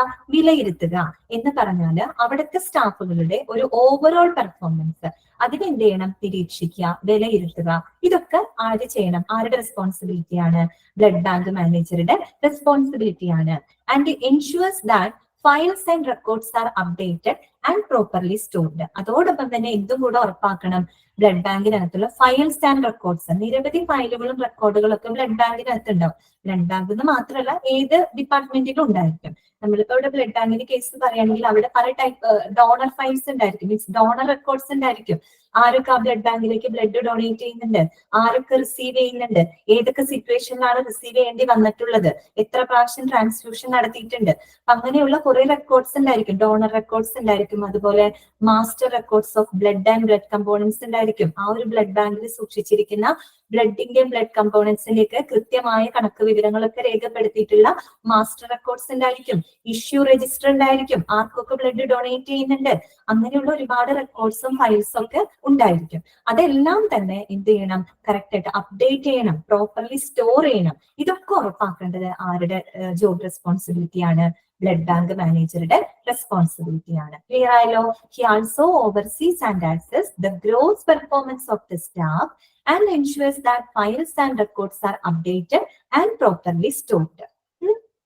അടുത്തത് ലാസ്റ്റ് പോയിന്റ്. നമുക്ക് നമ്മൾ ഈ പറയുന്നതൊക്കെ ശരിക്കും പറഞ്ഞാൽ അങ്ങോട്ടും ഇങ്ങോട്ടും തിരിച്ചു മറിച്ചൊക്കെ തന്നെയാണ് പറയുന്നത്. സംഭവം ക്ലിയർ ആയല്ലോ? അടുത്തത് എന്താണ്? Apart from the management of blood bank staff. നമ്മൾ ഇത്രയും നമ്മൾ പറഞ്ഞത് സ്റ്റാഫുകളെ മേൽനോട്ടം വഹിക്കുക, അല്ലെങ്കിൽ അവർക്ക് പരിശീലനം കൊടുക്കുക, അവരെ സൂപ്പർവൈസ് ചെയ്യുക, അവരെ ലീഡ് ചെയ്യുക, അങ്ങനെയുള്ള കാര്യങ്ങളല്ലേ നമ്മൾ പറഞ്ഞത്. അഞ്ചാമത്തെ പോയിന്റിൽ എന്താ പറയുന്നത്? Apart from the management of the blood bank staff, the blood bank manager is also responsible for developing the central programs such as blood donation month. എന്താ പറയുന്നത്? അതായത് ഇത്തരം സ്റ്റാഫുകളെയൊക്കെ മാനേജ് ചെയ്യുക, അതോടൊപ്പം തന്നെ മറ്റൊരു കാര്യം കൂടെ പറയുന്നുണ്ട്. എന്താണ്? സെന്റർ പ്രോഗ്രാംസുകൾ ഡെവലപ്പ് ചെയ്യുക. എന്ത് സെന്റർ പ്രോഗ്രാംസ്? പ്രത്യേകിച്ച് എന്താ എക്സാമ്പിൾ പറയുന്നത്? Such as blood donation month. ഏതാണ് ബ്ലഡ് ഡൊണേഷൻ മന്ത് എന്ന് അറിയാമോ? നമ്മള് വേൾഡ് ബ്ലഡ് ഡൊണേറ്റിംഗ് ഡേ നമ്മൾ നോക്കിയിരുന്നു, June 14. അപ്പൊ ജൂൺ ആണെന്ന് വിചാരിക്കരുത്. നാഷണൽ ബ്ലഡ് ഡൊണേഷൻ മന്ത് എന്ന് പറയുന്നത് ജനുവരി ആണ് കേട്ടോ. ജനുവരി മാസമാണ് ബ്ലഡ് ഡൊണേഷൻ മന്ത് എന്ന് പറയുന്നത് കേട്ടോ. മാറിപ്പോയത് ജൂൺ ആണെന്ന് ചിന്തിക്കരുത്. നാഷണൽ ബ്ലഡ് ഡൊണേഷൻ മന്ത് മാസം എന്ന് പറയുന്നത് ജനുവരിയാണ്. അപ്പൊ അത്തരം മാസങ്ങളൊക്കെ വരുന്ന സമയത്ത് എന്താണ്? ബ്ലഡ് ബാങ്കിനെ കേന്ദ്രീകരിച്ചുകൊണ്ട് സെൻട്രൽ പ്രോഗ്രാംസുകൾ എന്ന് പറയുമ്പോൾ എന്താണ്? ഇപ്പൊ ബ്ലഡ് ഡൊണേഷനുമായിട്ട് ബന്ധപ്പെട്ട എന്താ പറയാ പ്രോഗ്രാംസുകൾ കണ്ടക്ട് ചെയ്യുക, ക്യാമ്പുകൾ നടത്താം. എന്തിനു വേണ്ടിയിട്ടാണ് നമ്മൾ ഇത്തരം സെൻട്രൽ പ്രോഗ്രാംസ് നടത്തുന്നത്? ജനങ്ങളെ ബോധവാന്മാരാക്കാനായിട്ട് അല്ലെ. ജനങ്ങൾക്ക് ചിലപ്പോൾ ഇതിനെ കുറിച്ച് അല്ലെങ്കിൽ രക്തദാനത്തെ കുറിച്ചൊക്കെ ചില എന്താ പറയാ തെറ്റിദ്ധാരണകളോ അങ്ങനെ എന്തെങ്കിലും ഒക്കെ ഉണ്ടെങ്കിൽ അവർക്ക് അതിനെ കുറിച്ച് ക്ലിയർ ചെയ്യാനും, അതുപോലെ തന്നെ ഈ പറഞ്ഞോണം ബ്ലഡ് സ്ഥിരമായിട്ട് ഡൊണേറ്റ് ചെയ്യുന്ന ആളുകളൊക്കെ ഉണ്ടായിരിക്കും ഇല്ലേ. അപ്പൊ അത്തരം ആളുകളൊക്കെ വിളിച്ച് അവരെ ആദരിക്കുക, അങ്ങനെയുള്ള കാര്യങ്ങളൊക്കെ ചെയ്യുക. അപ്പൊ ജനങ്ങളിലേക്ക് കൂടുതൽ അതിന്റെ ഒരു പ്രാധാന്യം എത്തിക്കാം. അതിനു വേണ്ടിയിട്ടാണ് നമ്മൾ ഇത്തരത്തിലുള്ള സെൻട്രൽ പ്രോഗ്രാംസുകൾ നടത്തുന്നത്. ഇന്നിപ്പോ എനിക്ക് തോന്നുന്നു എല്ലാ ഡേയ്സും അങ്ങനെയൊക്കെ നമ്മൾ ആഘോഷിക്കാറുണ്ട്. ഓരോ ഡേയ്ക്കും എന്തൊക്കെയോ സ്പെഷ്യാലിറ്റികൾ ഉണ്ട്. അപ്പൊ അതൊക്കെ വെച്ച് നമ്മൾ പ്രത്യേകിച്ച് ഹോസ്പിറ്റലൊക്കെ ആകുമ്പോൾ ഓരോ ഡേ ഒക്കെ വരുമ്പോൾ ഡോക്ടേഴ്സ് ഡേ, നഴ്സസ് ഡേ എന്നൊക്കെ പറഞ്ഞിട്ടൊക്കെ ചെയ്യാറുണ്ട്. എന്നതുപോലെ ഇവിടെ എന്താണ്? ബ്ലഡ് ഡൊണേഷൻ മന്ത് അങ്ങനെയുള്ള മാസങ്ങളൊക്കെ വരുമ്പോൾ ഇത്തരത്തിൽ സെൻട്രൽ പ്രോഗ്രാംസുകൾ ഡെവലപ്പ് ചെയ്യാനും അത്തരം പ്രോഗ്രാമുകൾ കണ്ടക്ട് ചെയ്യാനൊക്കെ ആരുടെ റെസ്പോൺസിബിലിറ്റിയാണ്? ബ്ലഡ് ബാങ്ക് മാനേജറുടെ റെസ്പോൺസിബിലിറ്റിയാണ്. ക്ലിയർ ആയല്ലോ? ഇത്രയും കാര്യങ്ങൾ ഇത് നിങ്ങൾക്ക് വായിച്ചാൽ മനസ്സിലാവുന്ന സിമ്പിൾ ആയിട്ടുള്ള കാര്യങ്ങളുണ്ട് കേട്ടോ. ഒന്ന് വായിച്ചാൽ നിങ്ങൾക്ക് ക്ലിയർ ആവും. ഇനി നമ്മൾക്ക് അടുത്ത ഒരു പോയിന്റിലേക്ക്, അടുത്ത ലാസ്റ്റ് ക്വസ്റ്റ്യനിലേക്ക് നമുക്ക് നോക്കാം. എന്താണത്? ഹോസ്പിറ്റൽ. ഇത് ക്ലിയർ ആയെന്ന് വിചാരിക്കുന്നു കേട്ടോ. ബ്ലഡ് ബാങ്ക് മാനേജറുടെ ജോബ് റെസ്പോൺസിബിലിറ്റീസ് മനസ്സിലായില്ലേ? ക്ലിയർ ആയില്ലേ നിങ്ങൾക്ക്? ഇനി വായിച്ചു നോക്കിയാൽ മതി കേട്ടോ. അടുത്തതിലേക്ക് നമുക്ക് പോകാം. Hospital administration must ensure. National blood donation month January കേട്ടോ. ജനുവരിയാണ് കേട്ടോ. നാഷണൽ ബ്ലഡ് ഡൊണേഷൻ മന്ത് എന്ന് പറയുന്നത് ജനുവരിയാണ്. ഇനി അടുത്തത് ഹോസ്പിറ്റൽ അഡ്മിനിസ്ട്രേഷൻ മസ്റ്റ് എൻഷുർ. ഒരു ഹോസ്പിറ്റൽ അഡ്മിനിസ്ട്രേഷൻ ഉറപ്പാക്കേണ്ട കാര്യങ്ങൾ എന്താണ് എന്നാണ് പറയുന്നത് കേട്ടോ. എന്തൊക്കെയാണ്? അതും സിമ്പിൾ ആയിട്ടുള്ള കുറച്ച് കാര്യങ്ങളാണ്. നമുക്കൊന്ന് വായിച്ചു നോക്കാം. To keep the proper system of blood transfusion protocol. അതായത് ബ്ലഡ് ട്രാൻസ്ഫ്യൂഷനുമായിട്ട് ബന്ധപ്പെട്ട സംവിധാനങ്ങൾ ശരിയായിട്ട് നിലനിൽക്കുന്നുണ്ടോ എന്ന് ഉറപ്പുവരുത്തേണ്ടത് ആര് ചെയ്യേണ്ടതാണ്? ഹോസ്പിറ്റൽ അഡ്മിനിസ്ട്രേഷൻ ഉറപ്പാക്കേണ്ട കാര്യമാണ്. നമുക്കറിയാം അല്ലെ, ബ്ലഡ് ട്രാൻസ്ഫ്യൂഷനുമായിട്ട് ബന്ധപ്പെട്ട് നമ്മൾ തുടക്കമേ പറഞ്ഞിരുന്നു. ചില ട്രാൻസ്ഫ്യൂഷൻ പ്രോട്ടോകോൾസ് ഉണ്ട്. നമ്മൾ അവിടെ ഏജ് ലിമിറ്റ് ഒക്കെ പറഞ്ഞിരുന്നു അല്ലെ. 18-നും 65-നും വയസ്സിനിടയിലായിരിക്കണം. അതുപോലെ വെയിറ്റിന്റെ കേസ് നമ്മൾ പറഞ്ഞത്. അപ്പോൾ ഓരോ പ്രോട്ടോകോൾ അനുസരിച്ചിട്ടാണ് അവിടെ ബ്ലഡ് ഡൊണേഷൻ അല്ലെങ്കിൽ ബ്ലഡ് ട്രാൻസ്ഫ്യൂഷൻ ഒക്കെ നടക്കുന്നത്. അപ്പൊ അത്തരം സംവിധാനങ്ങൾ ശരിയായിട്ട് നിലനിൽക്കുന്നുണ്ടോ എന്ന് ആര് ഉറപ്പുവരുത്തണം? അവിടുത്തെ ഹോസ്പിറ്റൽ അഡ്മിനിസ്ട്രേഷൻ ഉറപ്പുവരുത്തണം. അടുത്തത് എന്താ പറയുന്നത്? Verify incident forms related to the transfusion reactions. അതുപോലെ പ്രോപ്പർ മെയിൻ്റനൻസ് ഓഫ് റെക്കോർഡ്സ്. നമുക്കറിയാം ട്രാൻസ്ഫ്യൂഷനുമായിട്ട് ബന്ധപ്പെട്ട് ചില സംഭവങ്ങളൊക്കെ ഉണ്ടായേക്കാം അല്ലെ. നമുക്കറിയാം ഒരു വ്യക്തിയിൽ നിന്ന് മറ്റൊരു വ്യക്തിയിലേക്ക് ബ്ലഡ് ഡൊണേറ്റ് ചെയ്ത് പോകുമ്പോൾ ആ വ്യക്തിയെ സ്വീകരിക്കുന്ന വ്യക്തിയെ സംബന്ധിച്ച് അതൊരു ഫോറിൻ ആണ് അല്ലെ. ഫോറിൻ ബ്ലഡ് ആയിട്ടാണ് വരുന്നത്. സ്വാഭാവികമായിട്ടും അദ്ദേഹത്തിന്റെ ബോഡി അതായിട്ടൊന്ന് സെറ്റ് ആവാനായിട്ട് കുറച്ച് ബുദ്ധിമുട്ടുകൾ അല്ലെങ്കിൽ ചെറിയൊരു അഡ്ജസ്റ്റ്മെന്റ് ഇതൊക്കെ വരും. അപ്പൊ അത്തരം ട്രാൻസ്ഫ്യൂഷൻ റിയാക്ഷൻസ് ചിലതിന് കോംപ്ലിക്കേഷൻസ് വരുന്ന സിറ്റുവേഷൻ ഒക്കെ ഉണ്ടാകും. അപ്പൊ അങ്ങനെയുള്ള ട്രാൻസ്ഫ്യൂഷൻ റിയാക്ഷൻസുകൾ, അതായത് ഈ ട്രാൻസ്ഫ്യൂഷനായിട്ട് ബന്ധപ്പെട്ട എന്തെങ്കിലും സംഭവങ്ങൾ ഉണ്ടായിട്ടുണ്ടെങ്കിൽ അതൊക്കെ രേഖപ്പെടുത്തുന്ന ഇൻസിഡന്റ് ഫോംസുകൾ ഉണ്ട് അവിടെ. അപ്പൊ അതൊക്കെ കൃത്യമായിട്ട് വെരിഫൈ ചെയ്യണം, വിലയിരുത്തണം. അതോടൊപ്പം തന്നെ പ്രോപ്പർ മെയിൻ്റനൻസ് ഓഫ് റെക്കോർഡ്സ്, നമ്മൾ നേരത്തെ പറഞ്ഞില്ലേ റെക്കോർഡ്സ്, അതൊക്കെ കറക്റ്റ് ആയിട്ട് മെയിൻറ്റെയിൻ ചെയ്ത് പോകണം. അതൊക്കെ ഉറപ്പാക്കേണ്ടത് ആരുടെ ഡ്യൂട്ടിയാണ്? അവിടുത്തെ ഹോസ്പിറ്റൽ അഡ്മിനിസ്ട്രേഷന്റെ ഡ്യൂട്ടിയാണ് കേട്ടോ. പിന്നെ അടുത്തത് എന്താ പറയുന്നത്, proper storage of blood and blood product അല്ലെ. അതായത് അവരുടെ ബ്ലഡ് ബാങ്കിനകത്ത് ബ്ലഡും ബ്ലഡ് പ്രോഡക്റ്റും ഒക്കെ കറക്റ്റ് ആയിട്ട് പ്രോപ്പർ ആയിട്ട് സ്റ്റോറേജ് ഉണ്ടോ, കൃത്യമായിട്ടുണ്ടോ, അല്ലെങ്കിൽ ഷോർട്ടേജ് ഉണ്ടോ, അങ്ങനെയുള്ള കാര്യങ്ങളൊക്കെ ആര് ചെക്ക് ചെയ്യണം, അല്ലെങ്കിൽ ആര് ഉറപ്പാക്കണം, അവിടുത്തെ ഹോസ്പിറ്റൽ അഡ്മിനിസ്ട്രേഷൻ ഉറപ്പാക്കണം. കാരണം അവരുടെ ബ്ലഡ് ബാങ്ക് ആണ്, അവരുടെ റെപ്യൂട്ടേഷനൊക്കെ ബാധിക്കുന്ന കാര്യങ്ങളാണ് അല്ലെ. അപ്പൊ തീർച്ചയായിട്ടും അവിടുത്തെ ബ്ലഡ് ബാങ്ക് പ്രോപ്പർ ആയിട്ട് വർക്കിംഗ് നടക്കണം. അപ്പൊ അത്തരം കാര്യങ്ങൾ പ്രോപ്പർ സ്റ്റോറേജ് അവിടെ നടക്കുന്നുണ്ടോ, ഷോർട്ടേജ് വല്ലതുണ്ടോ, അങ്ങനെയുള്ള കാര്യങ്ങളൊക്കെ ഉണ്ടോ എന്നുള്ളത് കറക്റ്റ് ആയിട്ട് ചെക്ക് ചെയ്യണം. അതൊക്കെ ആര് ഉറപ്പാക്കേണ്ടതാണ്, ഹോസ്പിറ്റൽ അഡ്മിനിസ്ട്രേഷൻ ഉറപ്പാക്കേണ്ട കാര്യങ്ങളാണ്. അടുത്തത് എന്താ പറയുന്നത്, department is controlled by well trained and qualified personnel. ആ ഒരു ഡിപ്പാർട്ട്മെന്റ് നിയന്ത്രിക്കുന്നത് ആരായിരിക്കണം, വെൽ ട്രെയിൻഡ് ആയിട്ടുള്ള അതുപോലെ തന്നെ ക്വാളിഫൈഡ് ആയിട്ടുള്ള ആളുകളായിരിക്കണം അത്തരം ഡിപ്പാർട്ട്മെന്റ് ഹാൻഡിൽ ചെയ്യേണ്ടത്. അത് ഉറപ്പാക്കേണ്ടത് അവിടുത്തെ ഹോസ്പിറ്റൽ അഡ്മിനിസ്ട്രേഷൻ ആണ്.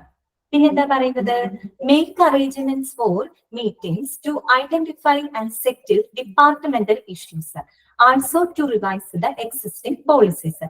നമുക്കറിയാം ഏതൊരു ഡിപ്പാർട്ട്മെന്റ്സ് എടുത്താലും അവർ ഫേസ് ചെയ്യുന്ന ചില ഇഷ്യൂസ് ഉണ്ടായിരിക്കും അല്ലെ. ഇപ്പൊ ഒരു ഹോസ്പിറ്റലിൽ ഒരുപാട് ഡിപ്പാർട്ട്മെന്റ്സ് ഒക്കെ ഉണ്ട്. ഓരോ ഡിപ്പാർട്ട്മെന്റിലും അവർ ഫേസ് ചെയ്യുന്ന പല ഇഷ്യൂസ് ഒക്കെ വരാം. അപ്പൊ അത്തരത്തിലുള്ള വകുപ്പ് തല പ്രശ്നങ്ങളെ കണ്ടെത്താനും തിരിച്ചറിയാനും അതിന് വേണ്ട പരിഹാരങ്ങൾ നൽകാനുമായിട്ടുള്ള മീറ്റിംഗ്സുകൾ അറേഞ്ച് ചെയ്യാം. അതോടൊപ്പം തന്നെ also to revise the existing policies, നിലവിലുള്ള ചില നയങ്ങൾ പരിഷ്കരിക്കാനും അതൊക്കെ ആരുടെ ഡ്യൂട്ടിയാണ്, ഹോസ്പിറ്റൽ അഡ്മിനിസ്ട്രേഷന്റെ ഡ്യൂട്ടിയാണ്. മനസ്സിലായോ? അപ്പൊ ചില കാര്യങ്ങൾ, ചില ഇഷ്യൂസ് വരുമ്പോൾ ഇന്ന പ്രശ്നങ്ങളുണ്ട്, അതിന് ഈ രീതിയിൽ സൊല്യൂഷൻ കണ്ടെത്തണം. അപ്പൊ ചില പോളിസീസ് നമുക്ക് എന്ത് ചെയ്യേണ്ടി വരും, റിന്യൂ ചെയ്യേണ്ടി വരും അല്ലെ, ചിലപ്പോൾ റിവൈസ് ചെയ്യേണ്ടതായിട്ട് വരും. അപ്പൊ അത്തരം കാര്യങ്ങളൊക്കെ ആര് ചെയ്യേണ്ടതാണ്, അവിടുത്തെ ഹോസ്പിറ്റൽ അഡ്മിനിസ്ട്രേഷൻ ഉറപ്പാക്കേണ്ട കാര്യങ്ങളാണ്. ഒന്നുകൂടെ നമുക്ക് ആ പോയിന്റ്സ് ഒന്ന് വായിക്കാം. ഒന്നാമത്തെ എന്തായിരുന്നു, to keep the proper system of blood transfusion protocol, അതായത് ബ്ലഡ് ട്രാൻസ്ഫ്യൂഷൻ സംവിധാനങ്ങൾ ശരിയായിട്ട് നിലനിൽക്കുന്നുണ്ടോ എന്ന് നോക്കേണ്ടത് ആരുടെ ഉത്തരവാദിത്തമാണ്, അവിടുത്തെ ഹോസ്പിറ്റൽ അഡ്മിനിസ്ട്രേഷൻ ഉറപ്പാക്കേണ്ട കാര്യമാണ്. പിന്നെന്താ പറയുന്നത്, verify the incident forms related to the transfusion reactions, അതുപോലെ proper maintenance of records. Transfusion റിയാക്ഷൻസുമായിട്ട് ബന്ധപ്പെട്ട് നടക്കുന്ന എന്തെങ്കിലും സംഭവങ്ങൾ ഉണ്ടെങ്കിൽ അതൊക്കെ രേഖപ്പെടുത്തി വെക്കുന്ന ഇൻസിഡന്റ് ഫോംസുകൾ വിലയിരുത്തുക, അതുപോലെ തന്നെ റെക്കോർഡ്സുകളെ ശരിയായ രീതിയിൽ മെയിൻറ്റെയിൻ ചെയ്യുക. പിന്നെന്താ, proper storage of blood and blood product, അതായത് ബ്ലഡ് ബാങ്കിനകത്ത് ബ്ലഡിന്റെയും ബ്ലഡ് പ്രോഡക്റ്റിന്റെയും ഒക്കെ പ്രോപ്പർ സ്റ്റോറേജ് ഉറപ്പുവരുത്തുക. അതുപോലെ department is controlled by the well trained and qualified personnel. ആ ഡിപ്പാർട്ട്മെന്റ് ഹാൻഡിൽ ചെയ്യേണ്ടത് വളരെ വെൽ ട്രെയിൻഡ് ആയിട്ടുള്ള അതുപോലെ ക്വാളിഫൈഡ് ആയിട്ടുള്ള ആളുകളായിരിക്കണം. അത് ആരുറപ്പാക്കണം, അവിടുത്തെ ഹോസ്പിറ്റൽ അഡ്മിനിസ്ട്രേഷൻ ഉറപ്പാക്കണം. എന്നാലാണ് നല്ല രീതിയിൽ വർക്ക് ചെയ്ത് പോകാൻ പറ്റുള്ളൂ. പിന്നെന്താ, make arrangements for the meetings to identify and settle departmental issues, also to revise the existing policies. വകുപ്പ് തല പ്രശ്നങ്ങൾ കണ്ടെത്തി അവയെ തിരിച്ചറിയാനും അവയ്ക്ക് വേണ്ട പരിഹാരങ്ങളൊക്കെ എടുക്കാനായിട്ടുള്ള മീറ്റിംഗ്സുകൾ അറേഞ്ച് ചെയ്യുക. അതുപോലെ നിലവിലുള്ള പോളിസീസിനൊക്കെ പരിഷ്കരിക്കുക. അതൊക്കെ ആര് ഉറപ്പാക്കണം, ഹോസ്പിറ്റൽ അഡ്മിനിസ്ട്രേഷൻ ചെയ്യേണ്ട കാര്യങ്ങളാണ്. ക്ലിയർ ആയല്ലോ? അപ്പൊ ഇതോടുകൂടി നമ്മുടെ ചാപ്റ്റർ ഇവിടെ തീരാണ്. ബ്ലഡ് ബാങ്ക് എന്ന് പറയുന്ന നമ്മുടെ ചാപ്റ്റർ അവിടെ അവസാനിക്കുകയാണ് കേട്ടോ. അപ്പൊ നമ്മുടെ ഇന്നത്തെ ക്ലാസ്സിൽ നമ്മൾ എന്തൊക്കെയാ പറഞ്ഞു തുടങ്ങിയത്, ബ്ലഡ് ട്രാൻസ്ഫ്യൂഷന്റെ പ്രാധാന്യം മനസ്സിലാക്കി, ബ്ലഡ് ബാങ്കിന്റെ ഇമ്പോർട്ടൻസ് നമ്മൾ മനസ്സിലാക്കി. ഈ ഒരു ചാപ്റ്റർ പഠിച്ചു കഴിഞ്ഞപ്പോൾ നിങ്ങൾക്ക് ഏകദേശം ഒരു ധാരണ കിട്ടിയിട്ടുണ്ടാവും, ഒരു ബ്ലഡ് ബാങ്ക് എന്താണെന്നും അവിടെ നടക്കുന്ന കാര്യങ്ങൾ എന്തൊക്കെയാണ് എന്നുള്ള കാര്യങ്ങളെ കുറിച്ചൊക്കെ ഒരു ഔട്ട്ലൈൻ നിങ്ങൾക്ക് കിട്ടിയിട്ടുണ്ടാവും. പിന്നെ നമ്മൾ ഇന്നത്തെ ക്ലാസ്സിൽ നമ്മൾ ബ്ലഡ് ബാങ്ക് മാനേജറുടെ കാര്യങ്ങൾ നമ്മൾ കണ്ടു. അദ്ദേഹം ബ്ലഡ് ബാങ്കിന്റെ ഹെഡ് ആയിരിക്കും അല്ലെ. അതുപോലെ തന്നെ അവിടെ വരുന്ന സ്റ്റാഫുകൾ തിരഞ്ഞെടുക്കുക, അവർക്ക് പരിശീലനം കൊടുക്കുക, പിന്നെന്താ പറയാ, അവരെ ലീഡ് ചെയ്യുക, അവരെ സൂപ്പർവൈസ് ചെയ്യുക, അങ്ങനെയുള്ള കാര്യങ്ങൾ ചെയ്യേണ്ടതൊക്കെ ആരുടെ റെസ്പോൺസിബിലിറ്റിയാണ്, ബ്ലഡ് ബാങ്ക് മാനേജറുടെ റെസ്പോൺസിബിലിറ്റിയാണ്. അതുപോലെ ബ്ലഡ് ഡൊണേഷൻ മന്ത് അല്ലെ, ജനുവരി. അപ്പൊ അത്തരം മാസങ്ങളൊക്കെ വരുന്ന സമയത്ത് സെൻട്രൽ പ്രോഗ്രാമുകൾ ഡെവലപ്പ് ചെയ്യുക, ജനങ്ങളിലേക്ക് കൂടുതൽ ഇത്തരം കാര്യങ്ങൾ എത്തിക്കാൻ വേണ്ടിയിട്ടാണ്, അവരെ കൂടുതൽ ബോധവാന്മാരാക്കാനാണ്. അത്തരം പ്രോഗ്രാംസുകൾ ഡെവലപ്പ് ചെയ്യുക, അതൊക്കെ ബ്ലഡ് ബാങ്ക് മാനേജറുടെ ഫംഗ്ഷനാണ്. പിന്നെ എന്താ പറഞ്ഞത്, ഹോസ്പിറ്റൽ അഡ്മിനിസ്ട്രേഷൻ ഉറപ്പാക്കേണ്ട കാര്യങ്ങൾ. പിന്നെ നമ്മൾ പഠിച്ചത് ട്രാൻസ്ഫ്യൂഷൻ ആവശ്യമായിട്ട് വരുന്ന സന്ദർഭങ്ങൾ അല്ലെ. ഇപ്പൊ നമ്മളിത് പറഞ്ഞിരുന്നു, സീരിയസ് ആയിട്ടുള്ള സർജറി വരുന്ന സമയത്ത് ആവശ്യം വരും. അതുപോലെ ക്യാൻസർ, കീമോതെറാപ്പി അങ്ങനെയുള്ള ട്രീറ്റ്മെന്റ്സിന്റെ ഭാഗമായിട്ട് ട്രാൻസ്ഫ്യൂഷൻ ആവശ്യമായിട്ട് വരും. ലിവർ ഡിസീസ് വരുമ്പോൾ, അതുപോലെ അനീമിയ വരുമ്പോൾ, അനീമിയ സിവിയർ ആയിട്ടൊക്കെ വരുമ്പോൾ ആവശ്യം വരും. എന്താണ് ഫാത്തിമ, എനിക്ക് ബ്ലഡ് ബാങ്ക് ഇമ്പോർട്ടന്റ് അതിന്റെ ഫസ്റ്റ് ഒന്ന് പറഞ്ഞു തരുമോ? ബ്ലഡ് ബാങ്കിന്റെ ഇമ്പോർട്ടൻസ് അല്ലെ, ബ്ലഡ് ബാങ്കിന്റെ ഇമ്പോർട്ടൻസ് ആ ഒരു പാരഗ്രാഫിനകത്ത് നമ്മൾ ഇത്രയും ഈ ചാപ്റ്ററിൽ പറഞ്ഞല്ലോ, ആ കാര്യങ്ങളൊക്കെ തന്നെ ഒന്ന് ചുരുക്കി പറയുന്നുള്ളൂ കേട്ടോ. അതായത് ട്രാൻസ്ഫ്യൂഷൻ എന്താണെന്ന് പറയുന്നുണ്ട്. ട്രാൻസ്ഫ്യൂഷൻ എന്താണെന്ന് നിങ്ങൾക്ക് ഓൾറെഡി അറിയാം അല്ലെ. ഒരു ഡോണറിൽ നിന്ന് റെസിപ്പിയന്റിലേക്ക് ബ്ലഡ് ട്രാൻസ്ഫർ ചെയ്യുന്ന പ്രോസസ്സിനെയാണ് ട്രാൻസ്ഫ്യൂഷൻ എന്ന് പറയുന്നത്.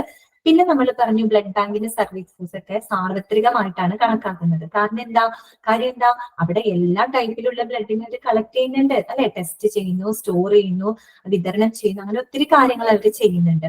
അതുപോലെ നമ്മൾ ട്രാൻസ്ഫ്യൂഷൻ ടെസ്റ്റുകളൊക്കെ തുടക്കമേ പറഞ്ഞില്ലേ, പ്രീ ട്രാൻസ്ഫ്യൂഷൻ ടെസ്റ്റ് ചെയ്യുന്നുണ്ട് അല്ലെ. അതായത് ബ്ലഡ് ഗ്രൂപ്പ് ഏതാണെന്ന് ചെക്ക് ചെയ്യും, അത് RH പോസിറ്റീവ് ആണോ നെഗറ്റീവ് ആണോ അങ്ങനെയുള്ള കാര്യങ്ങൾ ചെക്ക് ചെയ്യും. പിന്നെ എന്താണ്, പിന്നെ കമ്പാറ്റബിലിറ്റി ടെസ്റ്റിംഗ് നോക്കും, മറ്റേതെങ്കിലും ട്രാൻസ്മിറ്റഡ് ഡിസീസ് ഉണ്ടോ, ഇതൊക്കെ നമ്മൾ ചെക്ക് ചെയ്യാം. പറഞ്ഞ കാര്യങ്ങൾ തന്നെ ജസ്റ്റ് ഒന്ന് കൺക്ലൂഡ് ചെയ്തിട്ടാണ് ആ ഒരു പാരഗ്രാഫിനകത്ത് പറയുന്നത് കേട്ടോ. അത് വായിച്ചാൽ മനസ്സിലാവും. നമ്മൾ ഇത്രയും പറഞ്ഞ കാര്യങ്ങളാണ്. പിന്നെ നമ്മൾ പഠിച്ച എക്സ്ട്രാ 2 പോയിന്റ്സ് ആണ്. യൂണിവേഴ്സൽ ഡോണർ എന്നറിയപ്പെടുന്നത് O നെഗറ്റീവും യൂണിവേഴ്സൽ റെസിപ്പിയന്റ് എന്നറിയപ്പെടുന്നത് AB പോസിറ്റീവുമാണ്. അപ്പൊ അത്രയേ ഉള്ളൂ. അപ്പൊ നിങ്ങൾക്കത് വായിച്ചാൽ ഇനി ഒന്ന് വീട്ടിൽ പോയിരുന്ന മനസ്സിരുത്തി ഒന്ന് വായിച്ചാൽ മതി. അപ്പോ ക്ലിയർ ആവും കേട്ടല്ലോ. അപ്പൊ നമുക്ക് പുതിയൊരു ചാപ്റ്റർ നമുക്കിന്ന് സ്റ്റാർട്ട് ചെയ്യാം. പുതിയൊരു ചാപ്റ്ററിലേക്ക് കടന്നാലോ? നമുക്ക് കുറച്ചും കൂടെ സമയമുണ്ടല്ലോ. അപ്പൊ നമുക്ക് തുടങ്ങാം. അപ്പൊ ഞാൻ ഇന്ന് തുടങ്ങാൻ പോകുന്ന ചാപ്റ്റർ ഒരു പാവം പിടിച്ചൊരു ചാപ്റ്ററാണ്, അതുകൊണ്ട് കുഴപ്പമില്ല. ചാപ്റ്റർ നമ്പർ 4 ആണ് ക്ലാസിഫിക്കേഷൻ ഓഫ് ഹോസ്പിറ്റൽസ് കേട്ടോ. ക്ലാസിഫിക്കേഷൻ ഓഫ് ഹോസ്പിറ്റൽസ്, അതായത് ഹോസ്പിറ്റലുകളെ നമുക്ക് എങ്ങനെയൊക്കെ ക്ലാസിഫൈ ചെയ്യാം. ചാപ്റ്റർ നമ്പർ 4 ആണ് കേട്ടോ. നമുക്ക് പുതിയൊരു ചാപ്റ്റർ തുടങ്ങാം. ഒത്തിരി ഒന്നും പോണ്ട, കുറച്ച് നമുക്ക് വായിച്ച് മനസ്സിലാക്കി പോകാം. അപ്പൊ തുടങ്ങാല്ലേ? എല്ലാവരും ഓക്കെ ആണല്ലോ? റെഡി അല്ലേ? നമുക്ക് പുതിയ ചാപ്റ്ററിലേക്ക് കടക്കാം കേട്ടോ. ശരി, ചാപ്റ്റർ നമ്പർ 4 കേട്ടോ, ക്ലാസിഫിക്കേഷൻ ഓഫ് ഹോസ്പിറ്റൽസ്. ഒരു മിനിറ്റ്, ഞാൻ കുറച്ച് വെള്ളം കുടിക്കട്ടെ.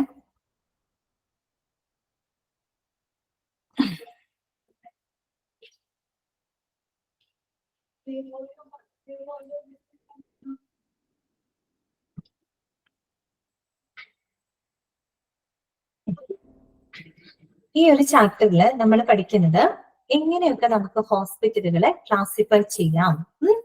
ഹോസ്പിറ്റലിനെ നമുക്ക് എങ്ങനെയൊക്കെ ക്ലാസിഫൈ ചെയ്യാം, എന്തിന്റെയൊക്കെ ബേസിൽ നമുക്ക് ക്ലാസിഫൈ ചെയ്യാം, അതുപോലെ അതിന്റെ പ്രത്യേകതകൾ എന്തൊക്കെയാണ്, അങ്ങനെയുള്ള കാര്യങ്ങളൊക്കെയാണ് നമ്മൾ ഈ ഒരു ചാപ്റ്ററിനകത്ത് ഡിസ്കസ് ചെയ്യുന്നത് കേട്ടോ. അപ്പൊ നമുക്ക് നോക്കാം. There are different types of hospital and each type has its own characteristics, strength and limitations. എന്താ പറയുന്നത്? നമുക്കറിയാം അല്ലെ, നമ്മുടെ നാട്ടിൽ തന്നെ നമ്മളിപ്പോ പല ഹോസ്പിറ്റൽസും, ഇഷ്ടംപോലെ ഹോസ്പിറ്റലുകൾ ഉള്ള ഒരു നാടാണ്. അപ്പൊ പലതരത്തിലുള്ള നിരവധി ഹോസ്പിറ്റലുകൾ ഉണ്ട്. അപ്പൊ അവയ്ക്ക് അവയുടേതായ എന്താണ് ക്യാരക്ടറിസ്റ്റിക്സ്, സവിശേഷതകളുണ്ട്, സ്ട്രെങ്ത് ഉണ്ട്, ലിമിറ്റേഷൻസ് ഉണ്ട്, പരിമിതികളും ഉണ്ട്. Owing to the variation in types, it is necessary to classify to understand its type. അപ്പൊ നമുക്ക് അതിന്റെ ഓരോന്നിന്റെ പ്രത്യേകത മനസ്സിലാക്കണമെങ്കിൽ എന്ത് വേണം? നമ്മൾ അതിനെ ക്ലാസിഫൈ ചെയ്ത് തന്നെ പഠിക്കണം അല്ലെ. ക്ലാസിഫൈ ചെയ്ത് ഓരോന്നിന്റെ പ്രത്യേകതകൾ നമുക്ക് മനസ്സിലാക്കേണ്ടതുണ്ട്. അപ്പൊ നോക്കിയേ, hospital can classified on following basis. എങ്ങനെയൊക്കെ നമുക്ക് ഹോസ്പിറ്റലിനെ എന്തിനെയൊക്കെ ക്രൈറ്റീരിയ ആക്കിക്കൊണ്ട് നമുക്ക് ഹോസ്പിറ്റലിനെ ക്ലാസിഫൈ ചെയ്യാനായിട്ട് സാധിക്കും. ആ പോയിന്റ്സ് ആണ് ഇവിടെ കൊടുക്കുന്നത് കേട്ടോ. എന്തിന്റെയൊക്കെ ബേസിലാണ് ഉള്ളത്? ഒന്നാമത്തെ എന്താ പറയുന്നത്? സൈസ്. ഒന്നാമത്തെ എന്താണ്? സൈസ് കേട്ടോ, വലുപ്പം. വലുപ്പം എന്ന് പറയുമ്പോൾ നിങ്ങൾ വിചാരിക്കരുത് കെട്ടിടത്തിന്റെ വലുപ്പം അല്ല അവിടെ ഉദ്ദേശിക്കുന്നത് കേട്ടോ. അതെന്താന്നുള്ളത് നമ്മൾ ഇനി പറയും. അപ്പൊ ഒന്നാമത്തെ പോയിന്റ് ആണിത് സൈസ്. അപ്പൊ സൈസിനെ, വലുപ്പത്തിനെ അടിസ്ഥാനമാക്കിക്കൊണ്ട് നമുക്ക് ഹോസ്പിറ്റലിനെ ക്ലാസിഫൈ ചെയ്യാനായിട്ട് പറ്റും. പിന്നെന്താ പറയുന്നത്? രണ്ടാമത്തത് ലെവൽ ഓഫ് കെയർ. എന്താണ് ലെവൽ ഓഫ് കെയർ? അതായത് പരിചരണത്തിന്റെ നിലവാരം. എല്ലാ ഹോസ്പിറ്റലുകൾക്കും ഒരേ ലെവലിലാണോ ട്രീറ്റ്മെന്റ് കൊടുക്കാൻ പറ്റുക? അല്ല. ചെറിയ ഹോസ്പിറ്റൽ ഉണ്ട്, വലിയ ഹോസ്പിറ്റൽ ഉണ്ട്, ഇടയിൽ വരുന്ന ചില അല്ലെ മിഡ് സൈസിൽ ഹോസ്പിറ്റൽസ് ഉണ്ട്. അപ്പൊ ഓരോരുത്തരും നൽകുന്ന പരിചരണം വ്യത്യസ്തമായിരിക്കും. അപ്പൊ അത്തരത്തില് ലെവൽ ഓഫ് കെയർ, പരിചരണത്തിന്റെ നിലവാരത്തിനനുസരിച്ചും നമുക്ക് എന്ത് ചെയ്യാൻ പറ്റും? ഹോസ്പിറ്റലിനെ ക്ലാസിഫൈ ചെയ്യാനായിട്ട് സാധിക്കും. മൂന്നാമത്തെ പോയിന്റ് എന്താ പറയുന്നത്? Clinical specialities. എന്താണ് പറയുന്നത്? Clinical specialities. അതായത് ഓരോ ഹോസ്പിറ്റലും അവര് ഓഫർ ചെയ്യുന്ന ചില സ്പെഷ്യലൈസ്ഡ് കെയർ ഉണ്ടായിരിക്കും അല്ലെ. ചില ഹോസ്പിറ്റലിൽ ചില പ്രത്യേകമായിട്ട് ട്രീറ്റ്മെന്റ് കൊടുക്കുന്ന ചില ഹോസ്പിറ്റൽ ചില അസുഖങ്ങൾക്ക്.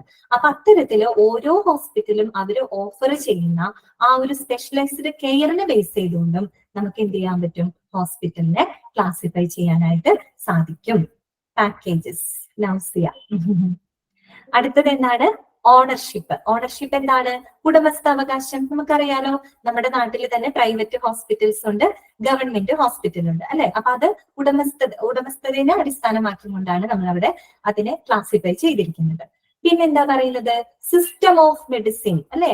ചികിത്സാ രീതി അല്ലെങ്കിൽ വൈദ്യശാസ്ത്ര രീതിക്ക് അനുസരിച്ചും നമുക്ക് എന്ത് ചെയ്യാൻ പറ്റും, ഹോസ്പിറ്റലിനെ ക്ലാസിഫൈ ചെയ്യാനായിട്ട് സാധിക്കും. പലതരത്തിലുള്ള വൈദ്യ ചികിത്സാ രീതികളില്ലേ, അലോപ്പതി ഉണ്ട്, ആയുർവേദം ഉണ്ട്, പിന്നെന്താ ഹോമിയോപ്പതി, യുനാനി, അങ്ങനെയൊക്കെ പല ടൈപ്പ് ഉണ്ട് അല്ലെ. അപ്പൊ അതിന്റെ അടിസ്ഥാനത്തിൽ നമുക്ക് എന്ത് ചെയ്യാൻ പറ്റും, ഹോസ്പിറ്റലിനെ ക്ലാസിഫൈ. പ്രീതി കറക്റ്റ് ആണ്, അലോപ്പതി, ആയുർവേദ, അതെ. അപ്പൊ അത്തരത്തിലുള്ള സിസ്റ്റം ഓഫ് മെഡിസിൻ വൈദ്യ ചികിത്സാ രീതിയെ അല്ലെങ്കിൽ ചികിത്സാ സമ്പ്രദായത്തിനെ അടിസ്ഥാനമാക്കിക്കൊണ്ട് നമുക്ക് ഹോസ്പിറ്റലിനെ ക്ലാസിഫൈ ചെയ്യാനായിട്ട് സാധിക്കും. പിന്നെ ലാസ്റ്റ് പോയിന്റ് എന്താ പറയുന്നത്, ലെങ്ത് ഓഫ് സ്റ്റേ. എന്താണ്, താമസത്തിന്റെ ദൈർഘ്യം. താമസത്തിന്റെ ദൈർഘ്യം ആരുടെ താമസത്തിന്റെ, പേഷ്യന്റിന്റെ.